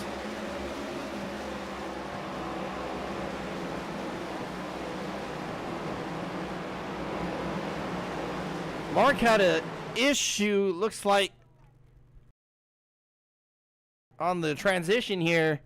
Wow, look at that. Bounced off the wall. I thought it was a transition to the exit. Trying to get the power down. Runs wide. He's trying to keep it off the wall. He's yanking the wheel. That used to be grass down there below the yellow line, and the wall was right up against it. They moved everything back and paved it over. Good job by Mars there. Keeping it going. Just ahead of Stryker. Oh, King! Super loose off the corner. I think he slapped the wall. Delgado has a problem. Straight up the track. Lots of guys with issues.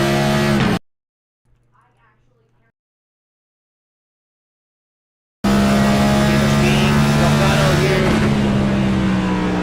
Oh, he really went hard in the corner. Had to all but stop to keep from destroying the front end. Still gave the wall a good smack. Couple guys, those guys are a few laps down though, I think. King and Delgado just a lap down. A race for a lucky dog. Should a caution come out. Bigger leading Payne. Pretty sure Payne's still being patient though. Oh, yeah. Whoa, Bigger. Little wall scrape. Mark's trying something different. Definitely cut in the corner.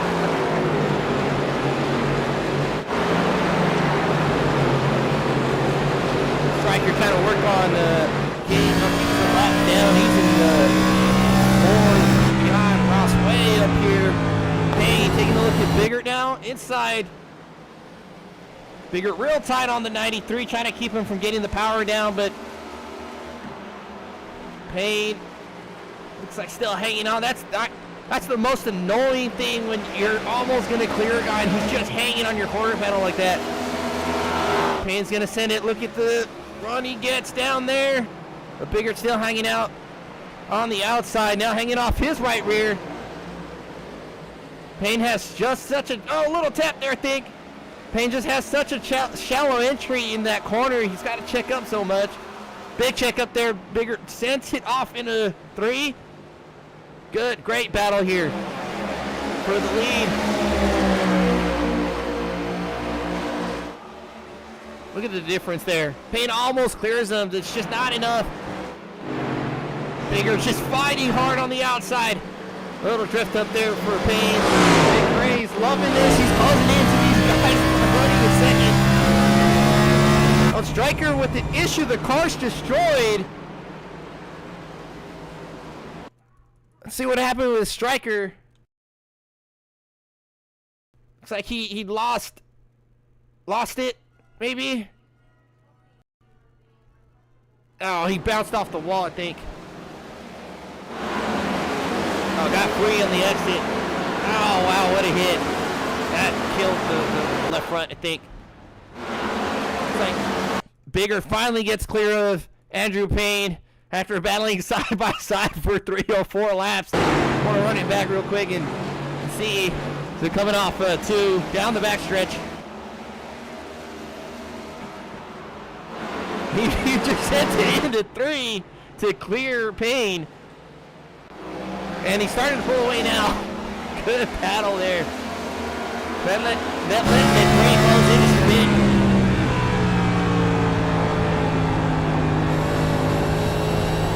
Yeah, that was a good hit. He tried to save it. Broke free there. Wailing all the way off the exit.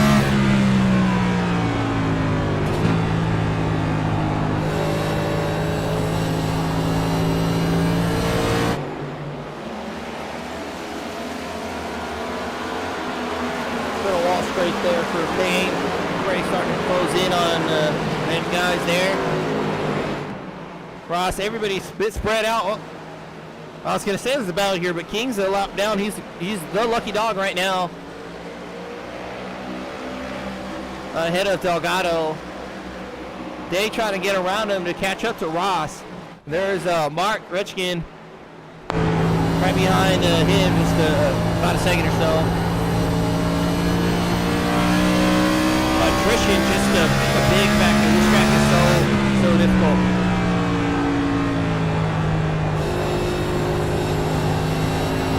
Mark's hands work through the wheel there. Cockpit.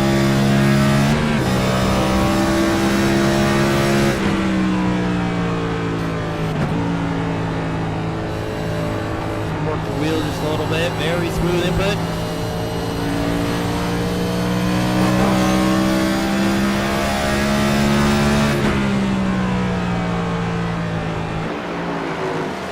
Back here, avoiding all the melee, running in 7th, just minding his own business. He got into a scuffle at some point with somebody or the wall, but I mean, majority of that car is basically clean. Doing a great job to stay out of the melee. Mailer with a couple spins throughout the night, but just keeping it off the wall, doing a great job. To keep it from murdering the wall, and we've seen a couple other two. Works also on track there, but having a tough night. Still hearing some complaints in the driver channel. This car not responding to how he likes or how he wants, but still running top 10, doing a good job.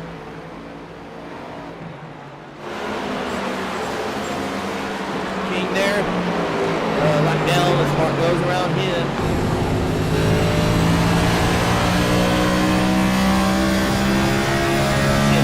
Mark on his outside.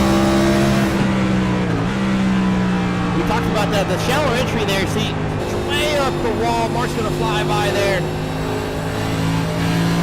can definitely cut the corner, but you got to shoot up the track as quickly as possible. You're going to have a really shallow entry. You got to jab on the brake as hard as you can without locking them up, mind you.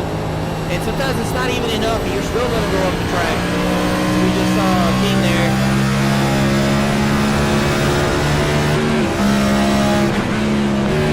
Got back here watching them. See left flying down, little loose there.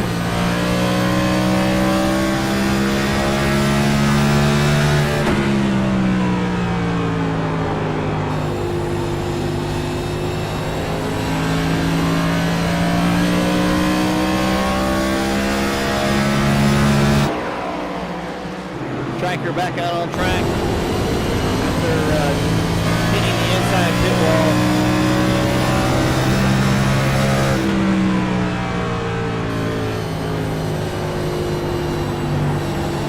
A few laps down there, trying to get by Miller, salvage the night as much as he can. Outside the top 10 now. Coblinet's running, trying to finish out the race here. 20 laps down. Following Jerry's just ahead of him. Some tough back for these guys. Jerry in the wrong place, wrong time again. Getting freaking loose inside of him. Jerry. Compliments in the mirror.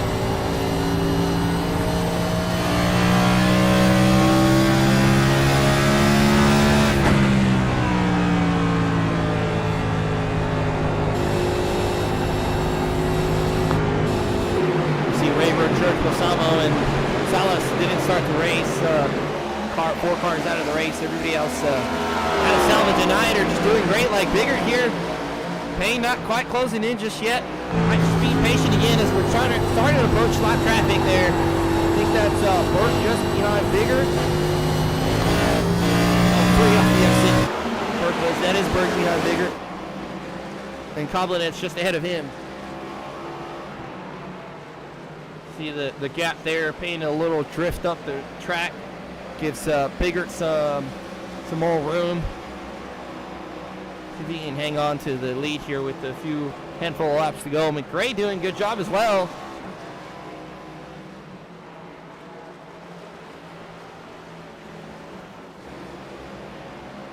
Oh, Burke with an issue. And Coblinets. See what happened to those guys. Might have a tunnel vision effect. Saw one guy do something and kind of followed through it. Let's see. Coblinets loose there. Trying to gas it off the corner. Got broke free as well, but kept it off the wall. Good job by those guys. Those guys going a lap down now, though, to the leaders. Biggert's putting on a show. With Payne, they're running side by side for a good amount of laps.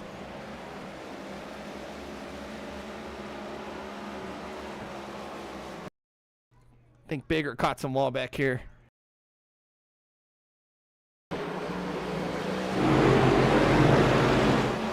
Oh, a good slap on the exit. Payne straightening also, but Biggert really tanked the wall. If it hurts the car, should it though?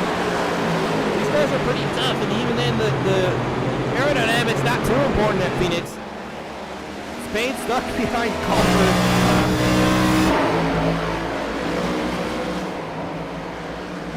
Culver runs high and just lets him by. Just caught Jerry at the wrong time.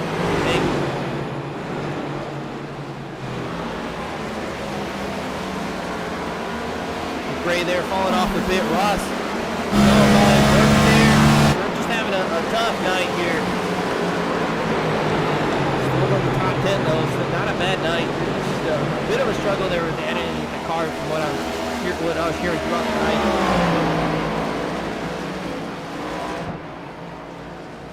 That metallic shine looks really good tonight.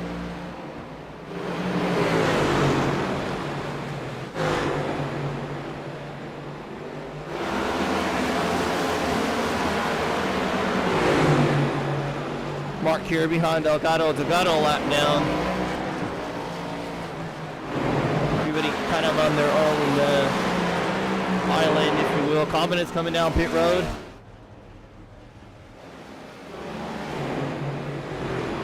The lap's definitely winding down. Biggert opening the gap against Andrew King. Something we don't really see about second 3/10 there. See him wiggle there, push up the track a bit.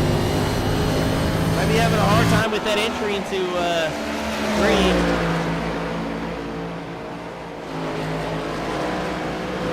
Oh, McRae, we're way up. I don't know if he got loose or I saw him showing pin entry. That might be a penalty, I think, but it's on the exit. It shouldn't be. Oh, he just cut it all the way. Oh, look at that. He tried to cut it all the way down. Broke free. Wow. Hold on, we gotta look at that one more time. He's trying to get around Jerry here.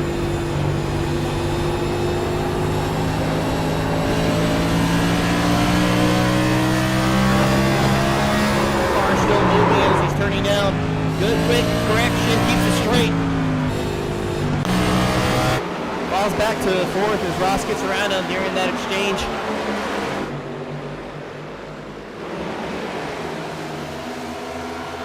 Mark running at 6 now. Day would be the next position for him, but Day's a bit far ahead. So pull up the track map here.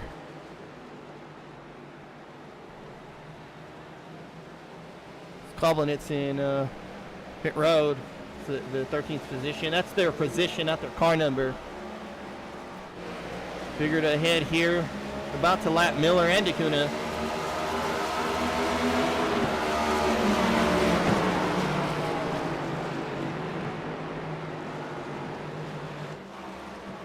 Ross here ahead of McRae, who made a great save, just fantastic save.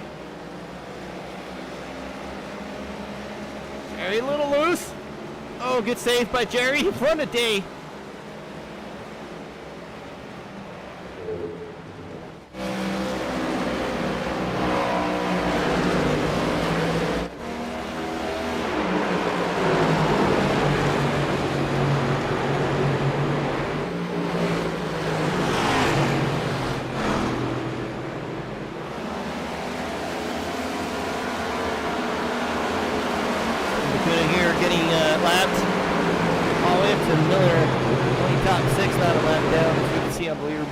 That would be Mark. Who's on the other side, opposite, about a half a lap down here. See the gap there on the track map that Bigger has against Andrew Payne. They have the 2014 of Dave Miller in between them. Andrew falling off a bit after the fight earlier on.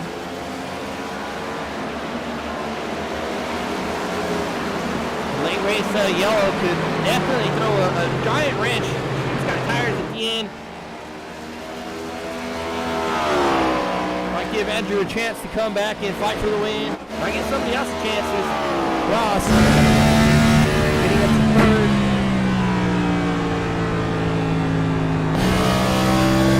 Gargano getting past King for the Lucky Dog. Oh, my mistake. I forgot.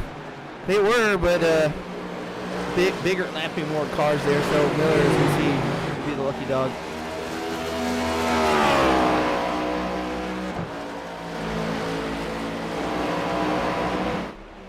Bigger starts to wind down the laps here.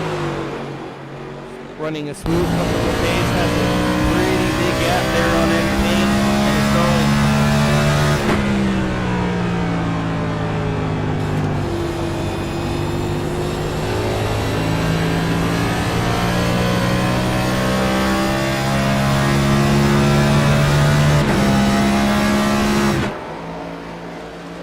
I'm doing good. There's Payne. Ross trying to get around DeCuna. Ross is closing in. That was me just now. I was going to say Ross is closing in on the leader, but he's pretty far off there. About 3 seconds off everything. Great here, falling off. Day back there, a little free off the exit.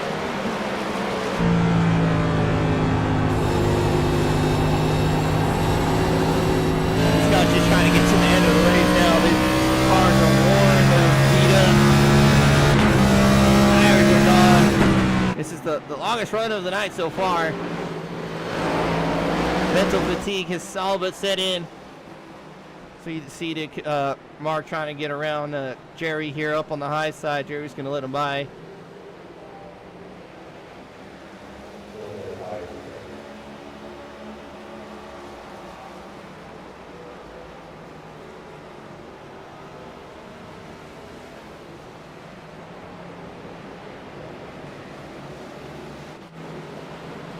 Really here, Dacuna, Delgado, everybody pretty much separated.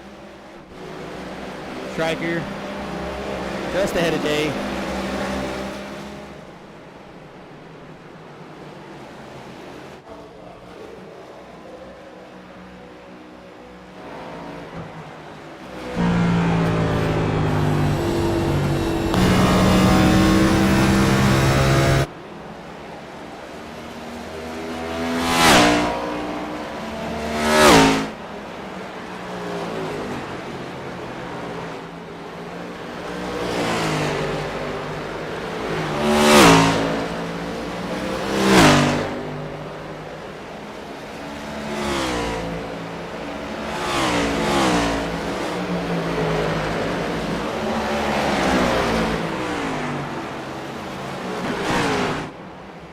Laps start to wind down here. Under 10 to go as Biggert comes around 3 and 4 with this comfortable lead there over Andrew Payne. Just managing a gap. Really slapping the wall there a few laps ago, but like I mentioned, shouldn't hurt him. Doesn't look like it really hurt him. Just being very patient here.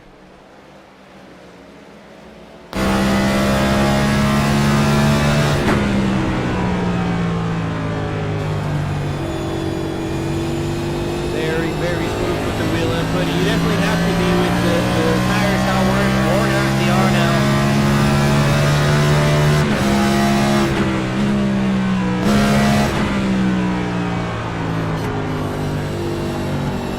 Tracker coming back down pit road.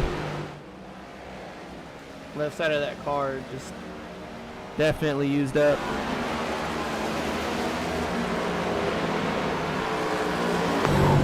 Oh, Payne 3 on the entry there, way up the track.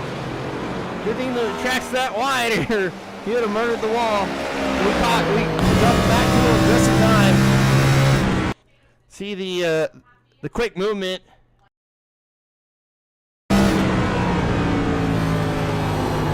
Oh, that definitely broke free. Quick correction there. Trying to hang on to second there. Ross might be closing into Payne. Take a look here. He's definitely faster. He's got 6 laps to catch up to him. He knocked almost a half a second there, almost a full second a lot prior. Ross might have a thing for Payne here, but might not have enough time. Bigger's coming around to take another lap off the chart. 5 to go for the 19. After a good fight with Andrew Payne earlier in this run, side by side for a good 4 or 5 laps, really hanging on the outside of Andrew Payne, making him use his stuff up, keeping him tight on the bottom of the track. Bigger just doing a masterful job. Andrew Payne really with a higher, I think 4,000 and some change I rating. Bigger with 3,000 and some change. These guys are relatively close in the skill set. Here's Andrew. About a second back for Payne. Really closing in the distance now.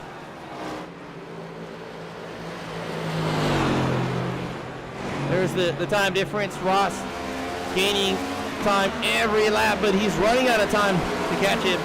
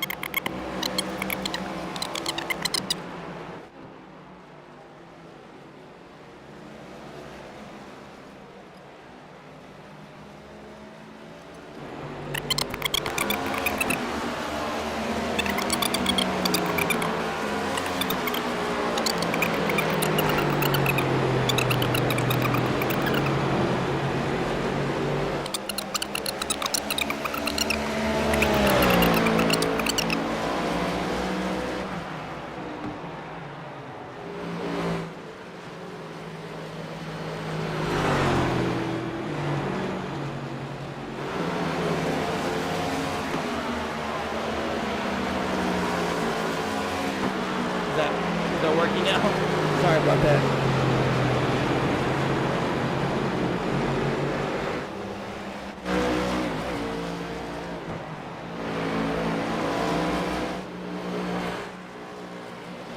Need to do a reset or something.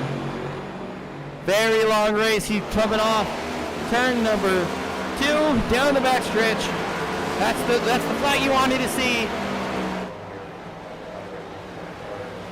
Coming off, going to the 3, coming off 4. Nathan Bigger's gonna win at Phoenix. 250 laps. Payne and Ross second and third.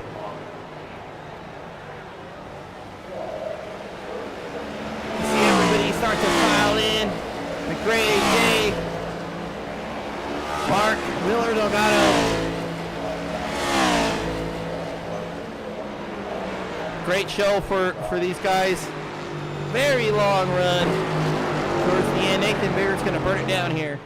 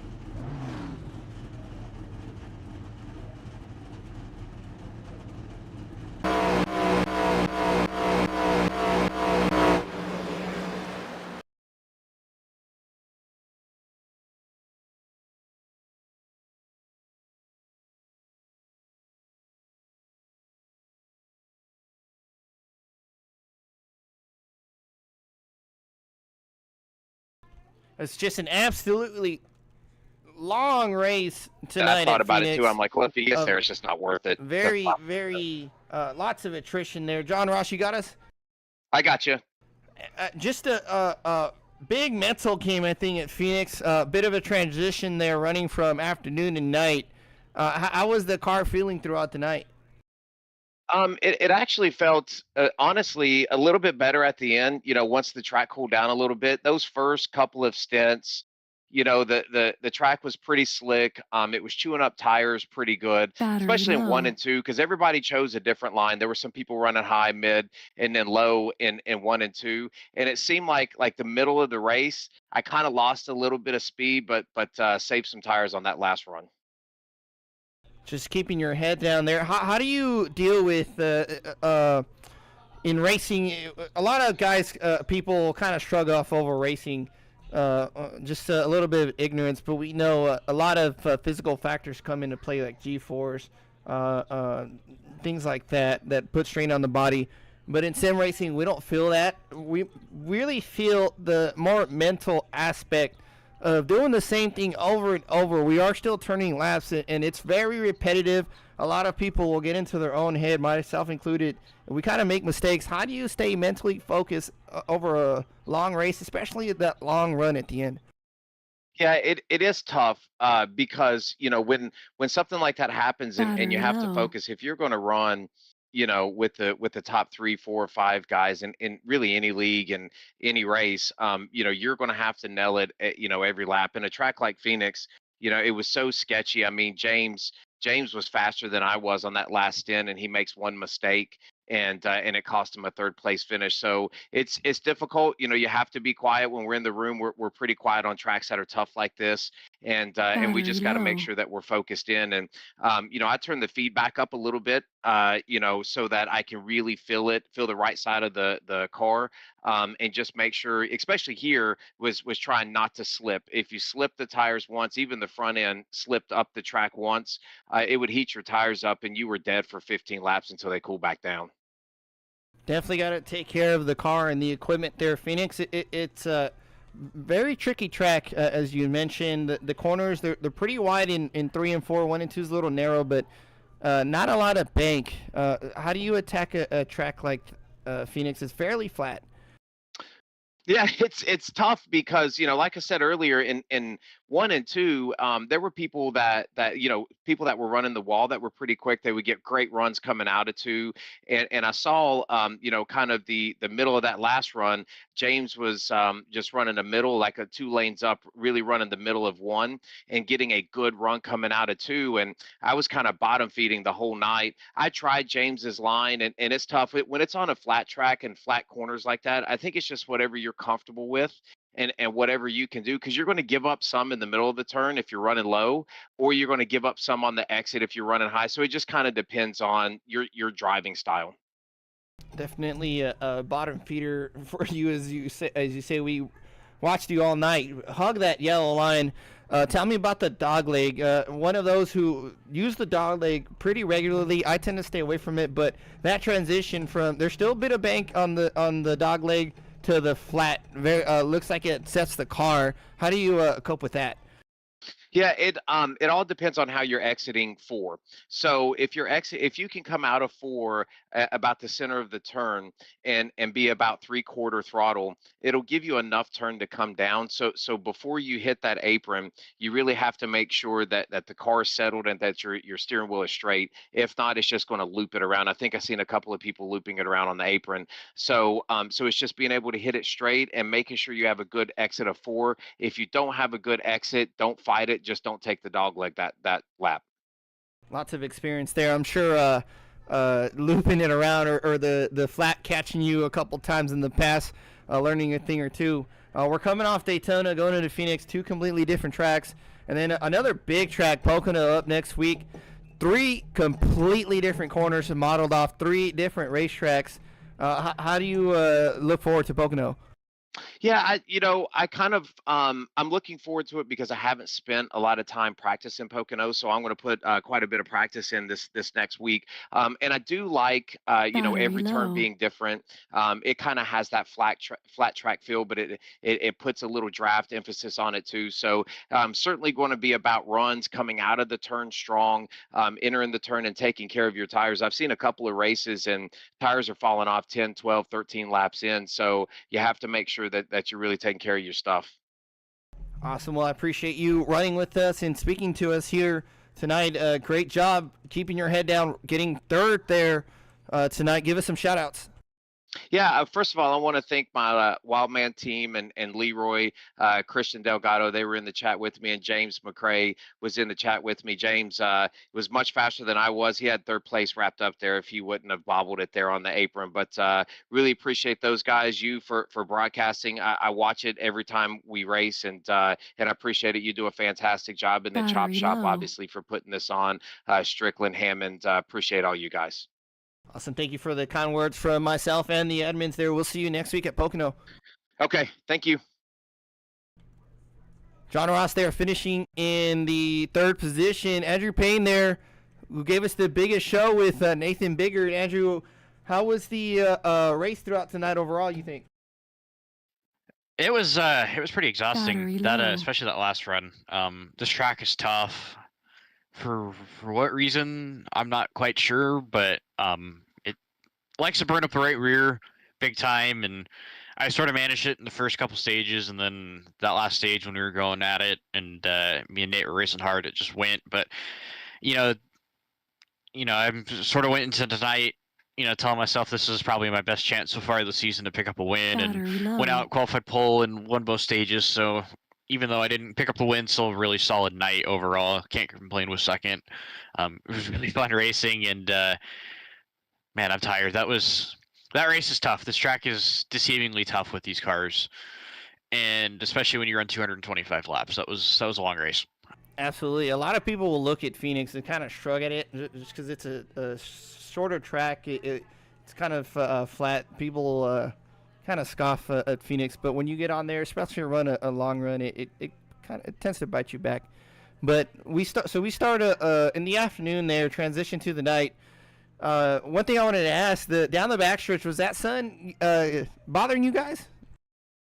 So when the sun did start going down, off of 2, I got to remember that this track is switched from before. Off of turn 2, going down what was the original front stretch, you'd get it a little bit, and it was a little, it was a little tough. I was a little hesitant to get on the gas too early because you can't, even if it was just for a split second, not being able to see where that wall is and where the track is it is, you hesitate just a little bit. Thankfully, it was only about probably between 5 and 10 laps that the sun was in your eyes, but I know this is all virtual and stuff, but they do one heck of a job getting the sun to be realistic, because there was a couple points when it was pretty blinding, and like I said, I was very hesitant when the sun was that way, because at that point in time we still had about 200 or 150 laps left, and didn't want to wreck the car doing something silly like that. And but yeah, it was day to night was interesting too, because we weren't in the day a whole lot. It was just enough in the first stage to make it tough on the right rear more, but once it turned night, we picked up overall pace, I felt like, but it was I think it was a little deceiving for all of us. We probably got a little bit too gung-ho on the first parts of our new tire runs, and probably burnt them up more than we should have, because we thought we were going to have more grip. But I mean, you live and learn. Next race we go day to night, you got to keep that in mind, that even though we're going tonight, that the tires are probably going to wear more because we're pushing harder. But yeah, it was interesting, to say the least. I do like the day to nights because it's totally different racing from the start of the race to the end of the race, and wish we could do more of those. Definitely not as common, so a learning factor for a lot of us here. These cars look absolutely phenomenal at night. The corner entries there, you have such a speed. I think you guys are going like 165, 170 down the straights, especially cutting the dog leg. But tell me about the corners. They're so tricky. A lot of guys slide up, trying to send it in too hard. You got to be real patient through the corners. Yeah, I actually was braking really early tonight everywhere, just because during practice with how the tires were, I knew earlier the better. I'm sure that probably caught some people off guard when they were behind me, but it was just one of those things that turn 1 and 2, it's sort of that sweeping turn. It's sort of inviting to overdrive, slide up, come back down, but you're going to burn off the tires even more. I do wish that Phoenix did have dynamics in the sim, because I would have liked to have tried the higher side of the track. I did it during practice, and it was pretty fun, and it worked, but I was afraid of burning off the tires even more, just because that's not where the racing line is. And 3 and 4 is always so tough, because you can go in and get a good run off, or you can go in super deep and then make up a ton of time, but then you lose a little bit on the exit of the corner. And if you go in too deep, you're going to lose the right rear and come around on you. And it's I know it's not different from the configuration is not different from when they changed it, but it does race different than when the start finish line was what is now the backstretch. It is really different. Definitely good insight there. The just moving a start finish line around the racetrack can change the whole dynamics. But next week is Pocono. They call it the Tricky Triangle. Much larger track, but the corners are still pretty flat, and they're all very different. How do you think you're going to attack Pocono? Well, I know they say Pocono's like a road course, and I really enjoy those. So I actually haven't driven. Oh, wait, I have driven. These are the next gens, but not since these updates. It's going to be one of those things. Those corners are definitely inviting to overdrive, and got to take a little bit of knowledge I learned tonight to not overdrive the corners, let people go. The tunnel turn's probably going to be really sketchy through there with how low these cars ride and how bumpy that turn can get at certain times. And something that I probably should learn a little bit about Pocono is, and because I learned it tonight and it was hurting me a little bit, shifting points. I know that I'm sort of old school with the Gen 6, where I don't like shifting at certain tracks, even if it's a little faster. I didn't really shift tonight at all. Left it in 5th for the most part when we were on our long run, but I'm sure that Pocono is going to have some points where shifting is going to be super important there, and probably should make some laps ahead of time to know where those are, what gear that is. And Pocono is going to be another long one too. I think it's about 80 laps, and it's going to be, going to be long and grilling and tough, but looking forward to it. And I really do like Pocono. Pocono's, I know a lot of people dislike it on the sim, but I'm a fan of it. I gotta agree. Even though it's pretty big, it tends to space everybody out with how tricky the corners are. I'm on board with Pocono also. I think it'll be awesome. But can't wait to see you guys attack it next week. Give us some shout-outs. First and foremost, huge shout out to you, Joseph, and your broadcasting, everything that you do. I've went back and got to scroll through last week's, and looking forward to doing that this week as well. You know, you've improved a lot since you first started, and you're gonna just keep getting better. You know, huge shout out to John and Striker and those guys for putting on the league and putting on the series.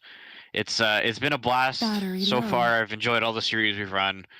You know, he shout out to all my partners, QuickTime Motorsports Media, Home Metal Fab, Citrus Hut, Sawn Mower, V&H Fresh, Ryko Performance. You know, huge shout out to all the fellow competitors out there, Nate, John, James, Jason, all those guys. You know, it was fun battling with those guys all night. You know, huge shout out to my parents and grandparents for supporting me in all my forms of racing. And a huge shout out to all the fans that come out and support the broadcast, the drivers, the league. We would not be here without you guys.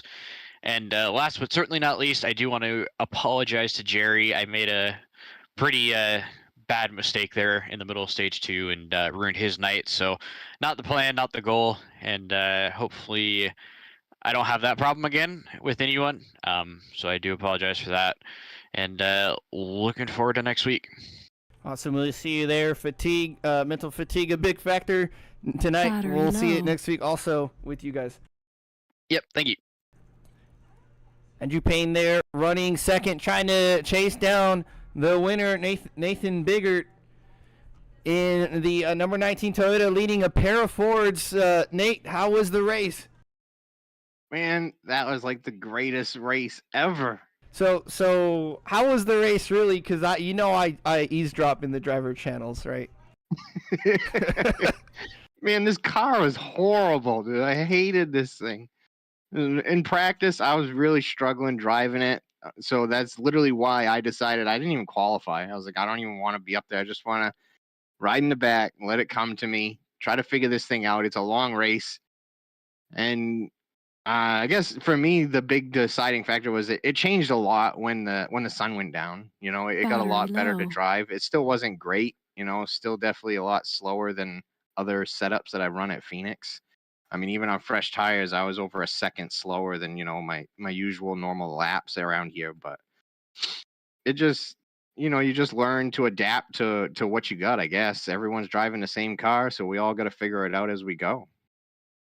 Phoenix is definitely a tricky track there. Speaking with Nate and Ross, Andrew and Ross, that the corners are fairly flat there, but they're so inviting. You guys are running 165, 170 or so into the corners, and you see, especially turn 3, it's so wide. I can drive it in there. We saw a couple guys do it. How do you mentally prepare for that? Practice helps, but how do you talk yourself out of it from just sending it in? Yeah, but I think actually doing the practice before the race that we had made it so I was less apt to do that, because with this setup that we had, you couldn't do it. I mean, if you tried to drive it in too hard and just put more wheel into it, you were just going to spin out. You know, the car just didn't like the handle well at all. So I started to, you know, early in the first run, I just started to brake early, and then drive in a little deeper, and then find where that point was to where, oh yeah, that's a little too far. I'm having to put, you know, extra brake as I'm turning and pushing up the track. So I just would back it off a little bit, you know, and just find that brake mark. And then as the tires wear out, you got to start backing that brake marker up a little bit, because it's just, you know, you got to slow down a little more for the corner. But yeah, you're just trying to find a good balance and what feels good and where you can save tire, because again, we were gonna have some long green runs in this race, which we did, you know, and I knew that I wanted to save a set for the end, which I did. We didn't end up getting that late caution, so I had that set in the pits. But you know, it's awesome to have that and still come out with the result I had. It's good to have a set of tires and win the race, but throughout the night we saw lots of drivers start shifting there as the the run went on it, and that's a product of the car getting slower, the tires wearing out. Well, I don't know. For me, I was shifting right from the drop of the green flag. So I think that's just something that I'm used to at Phoenix. You know, I run fourth gear mostly all the way around, except for the front stretch. You know, I'll shift into fifth just for the second half of the front stretch, and then right as I enter one, go right down into fourth, and it just gives you. I don't know. For me, it helps me get better turn and control the throttle better because I just feel it better when you have the higher RPM, more horsepower, and then it just gives you that drive off. You know, like that was the only reason I think that I was able to battle with Andrew and stay on his outside was he was running fifth gear and I would just be able to pull up beside him again after we exited the corner with that fourth gear horsepower. RPM's a little higher. You get a little more speed there off the exit. How do you manage the tire wear? A lot of guys tend to hit the throttle a little too early or too quickly. Will spin the tires there. How do you recognize that from happening? It's difficult. I think that just comes with time and the feel. I do have the vibrations that we can have, you know, in iRacing, which helps a lot. You know, if you hit it too hard and start spinning, that your butt or your feet will start vibrating to let you know, like, hey, you know, the rear end's spinning.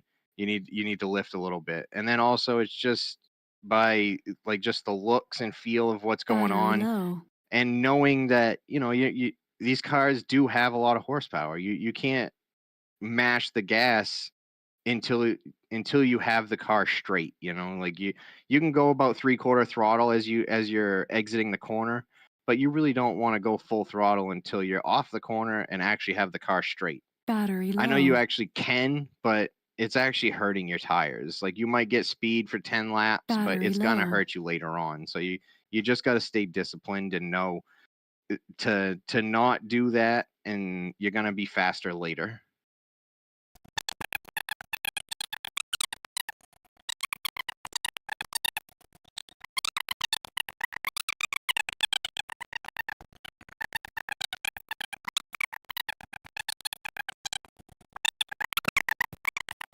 Battery low.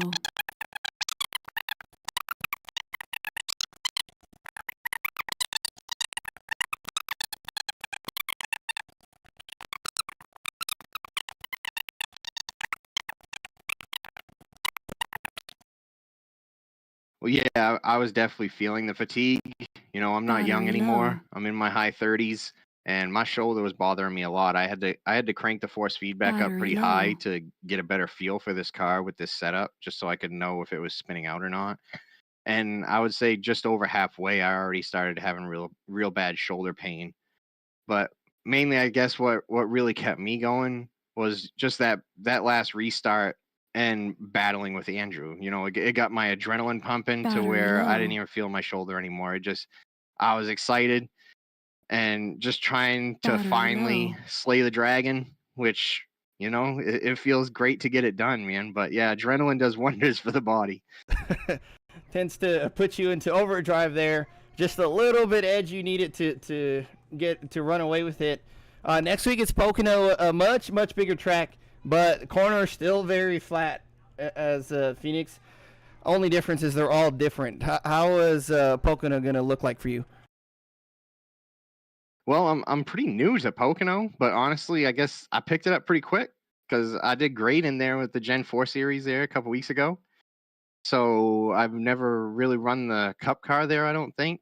But yeah, definitely looking forward to it. You know, that it's an interesting. I'm sure it's going to be very high draft with these cars compared to the Gen 4. They just had so much horsepower that you could just drive by yourself. You know, the guy out front just as fast as the guy behind. But it's going to be a fun race in the sense of second place going to have that huge draft, and hopefully there'll be a lot of lead changes and be some great fun racing. Awesome. We look forward to it. Seeing you guys duke it out at Pocono next week. Congratulations on the win. Hanging on, staying focused, keeping your head down, and fighting Andrew Payne. It's not an easy thing to do, but you run away with it. Throw us some shout-outs. Yeah, absolutely. You know, that was the biggest part of my night. Like I'm ecstatic right now to finally beat Andrew. But yeah, definitely give a shout out to the league, John, Stryker, everyone that helps out with ChopShop. Much appreciated. give a shout out to the other drivers in the top 3. It was a great racing with everybody tonight. I think everyone did a great job. You know, this was it was fun for me, obviously, because I won coming from the back and winning the race, beating Andrew. Great. But I think everybody had a good time tonight. And just a shout out to all the drivers. Also, a shout out to you, Joe, ChopShop TV, for doing a broadcast. I can't wait to go back and watch it. Man, this is just awesome. I can't tell you guys how excited I am. Give a shout out to all the fans watching. I see Sherry told me congratulations. Thank you very much. Appreciate everything she does for the league, and all the other sponsors to the league. Appreciate everything. You know, C2 Gaming, Track Racer, everybody that helps out with these guys. And last but not least, I won a race and want to dedicate it to my mom. Give her a shout out. Awesome. Can't forget the moms and the wives of the family there as they keep us going. Right. Absolutely. Nathan Biggert taking the win at Phoenix here at night. It's wonderful to see these cars at night. They look fantastic. We'll see you guys duke it out next week at Pocono. Battery low. All right. See y'all there. Nate, absolutely killer job there tonight. Phoenix putting on a great show, too. Lots of action. Lots of wrecks, spins. Miller, I think, just all but hit the inside wall a few times. It's just phenomenal. Look at this racetrack. I absolutely love this racetrack and every configuration it's had, from grandstands being all over the track, from the hill off of, you can't see it here. It's behind the turned 1 and 2. I was going to say 3 and 4. What used to be 3 and 4. It's behind turns 1 and 2. But, I mean, it looks so fantastic at night. I've been here at night as well, when the grandstands were still in the front stretch, or what's the back stretch now. And just a special place in my heart, this racetrack. I would love to move next to this racetrack. It'd be a dream come true. But the infield, they redid the infield. You can walk across the garages. They're fenced off, though, but you can see them work on the car on the infield. There's like a bar and restaurant there to the right of the pylon, or behind the pylon now. And then those white buildings are the garages for the Cup cars, Xfinity cars. And you get an infield pass, and you can walk them. You might catch the driver sometimes with their cars, and they'll talk to you and sign your stuff and all that stuff. But I love this racetrack and what they did to it. The grandstands are not facing the sun anymore, so the sun's always behind you. It's not in your face anymore. That was rough, getting burnt up by the sun. But Phoenix putting on a great show. These guys making it exciting. Epic battle for first. And it's going to be an epic show at Pocono. Pocono it's a great racetrack as well. So we'll see them duke it out. Sherry, appreciate you hanging out with me and everybody else as well, Church. All these guys watching and who's going to watch. Sherry, of course, sponsoring the ChopShop series, MyThreeSons. Check her out on Facebook and Instagram. MyThreeSons there. You know, she's been with ChopShop for a good while now and supporting us, letting us broadcast, letting us put races, letting these drivers race. And, of course, everybody else, Admin Box, Z2 Gaming, W, all the sponsors there for supporting ChopShop, letting us put it on. So we appreciate all of you. That's it for us at ChopShop TV. We're going to call it the really good or greatest night race. I think it's our first night race there. We got a couple more on the schedule, but greatest night race so far. In my opinion, it's going to be the greatest race just because I like the track there. But absolutely. Thanks for hanging out with me also, Jason, when you can. I know you broadcast on Fridays also. But it's awesome. I'm having a blast, and I appreciate you teaching me along the way. But we'll catch you guys not next week. This Sunday at Pocono. No, this Sunday is Gen 4. Let me see real quick. Pocono's next week. This Sunday is Gen 4. Where we did Michigan, Nashville, Pocono. All-Star Race. That's right. All-Star Race this Sunday. We're gonna the admins are gonna figure out some kind of gimmick or something. We're gonna invert something. We might have Bigger start a lap down just because he's winning everything. But we'll figure something out, and it's going to be a good show for the All-Star Race. Next week on Friday is Pocono for NextGen. Jason broadcasting the Dirt Series on Mondays for us that I'll run. Then I join the booth with him on Tuesdays for trucks. Oh, yeah, it is Labor Day on Monday, right? Happy Labor Day. 4-day. We got a 4-day. It's awesome. And then GT3 Racing on Wednesdays, broadcasted by the Core Network for ChopShop. So don't miss it. If you want to race with us, join us. Let me see. There's a Discord. Join us at that Discord link. Type it in. It'll send you to our Discord. Join in all the fun. All kinds of racing disciplines. But as we close out the night, Biggert's going to take the win. Payne, Ross, top 3. McRae with the bobble on the inside. Almost had a top 3. Just a mental error there. Cost him a top 3, but not too bad. Still 4th. Dave, 5th. Mark with a great night, 6th. David Miller, 7th. After all the spins he had. Delgado about murdered the outside wall in 3 as well. King, Dacuna with the top 10. Great job keeping the car clean. Burke, Striker, having an issue out of 2 and hitting the inside pit wall. Jerry, just bad luck. Coblinets, Rayburn, Church, Balsamo, and Salas didn't start the race there. Just round out your field. We'll see you guys next week this Sunday at Chicagoland for the All-Star race. Don't miss the Dirt Series. Trucks on Tuesday. Road racing on Wednesday. Don't miss it on ChopShop TV.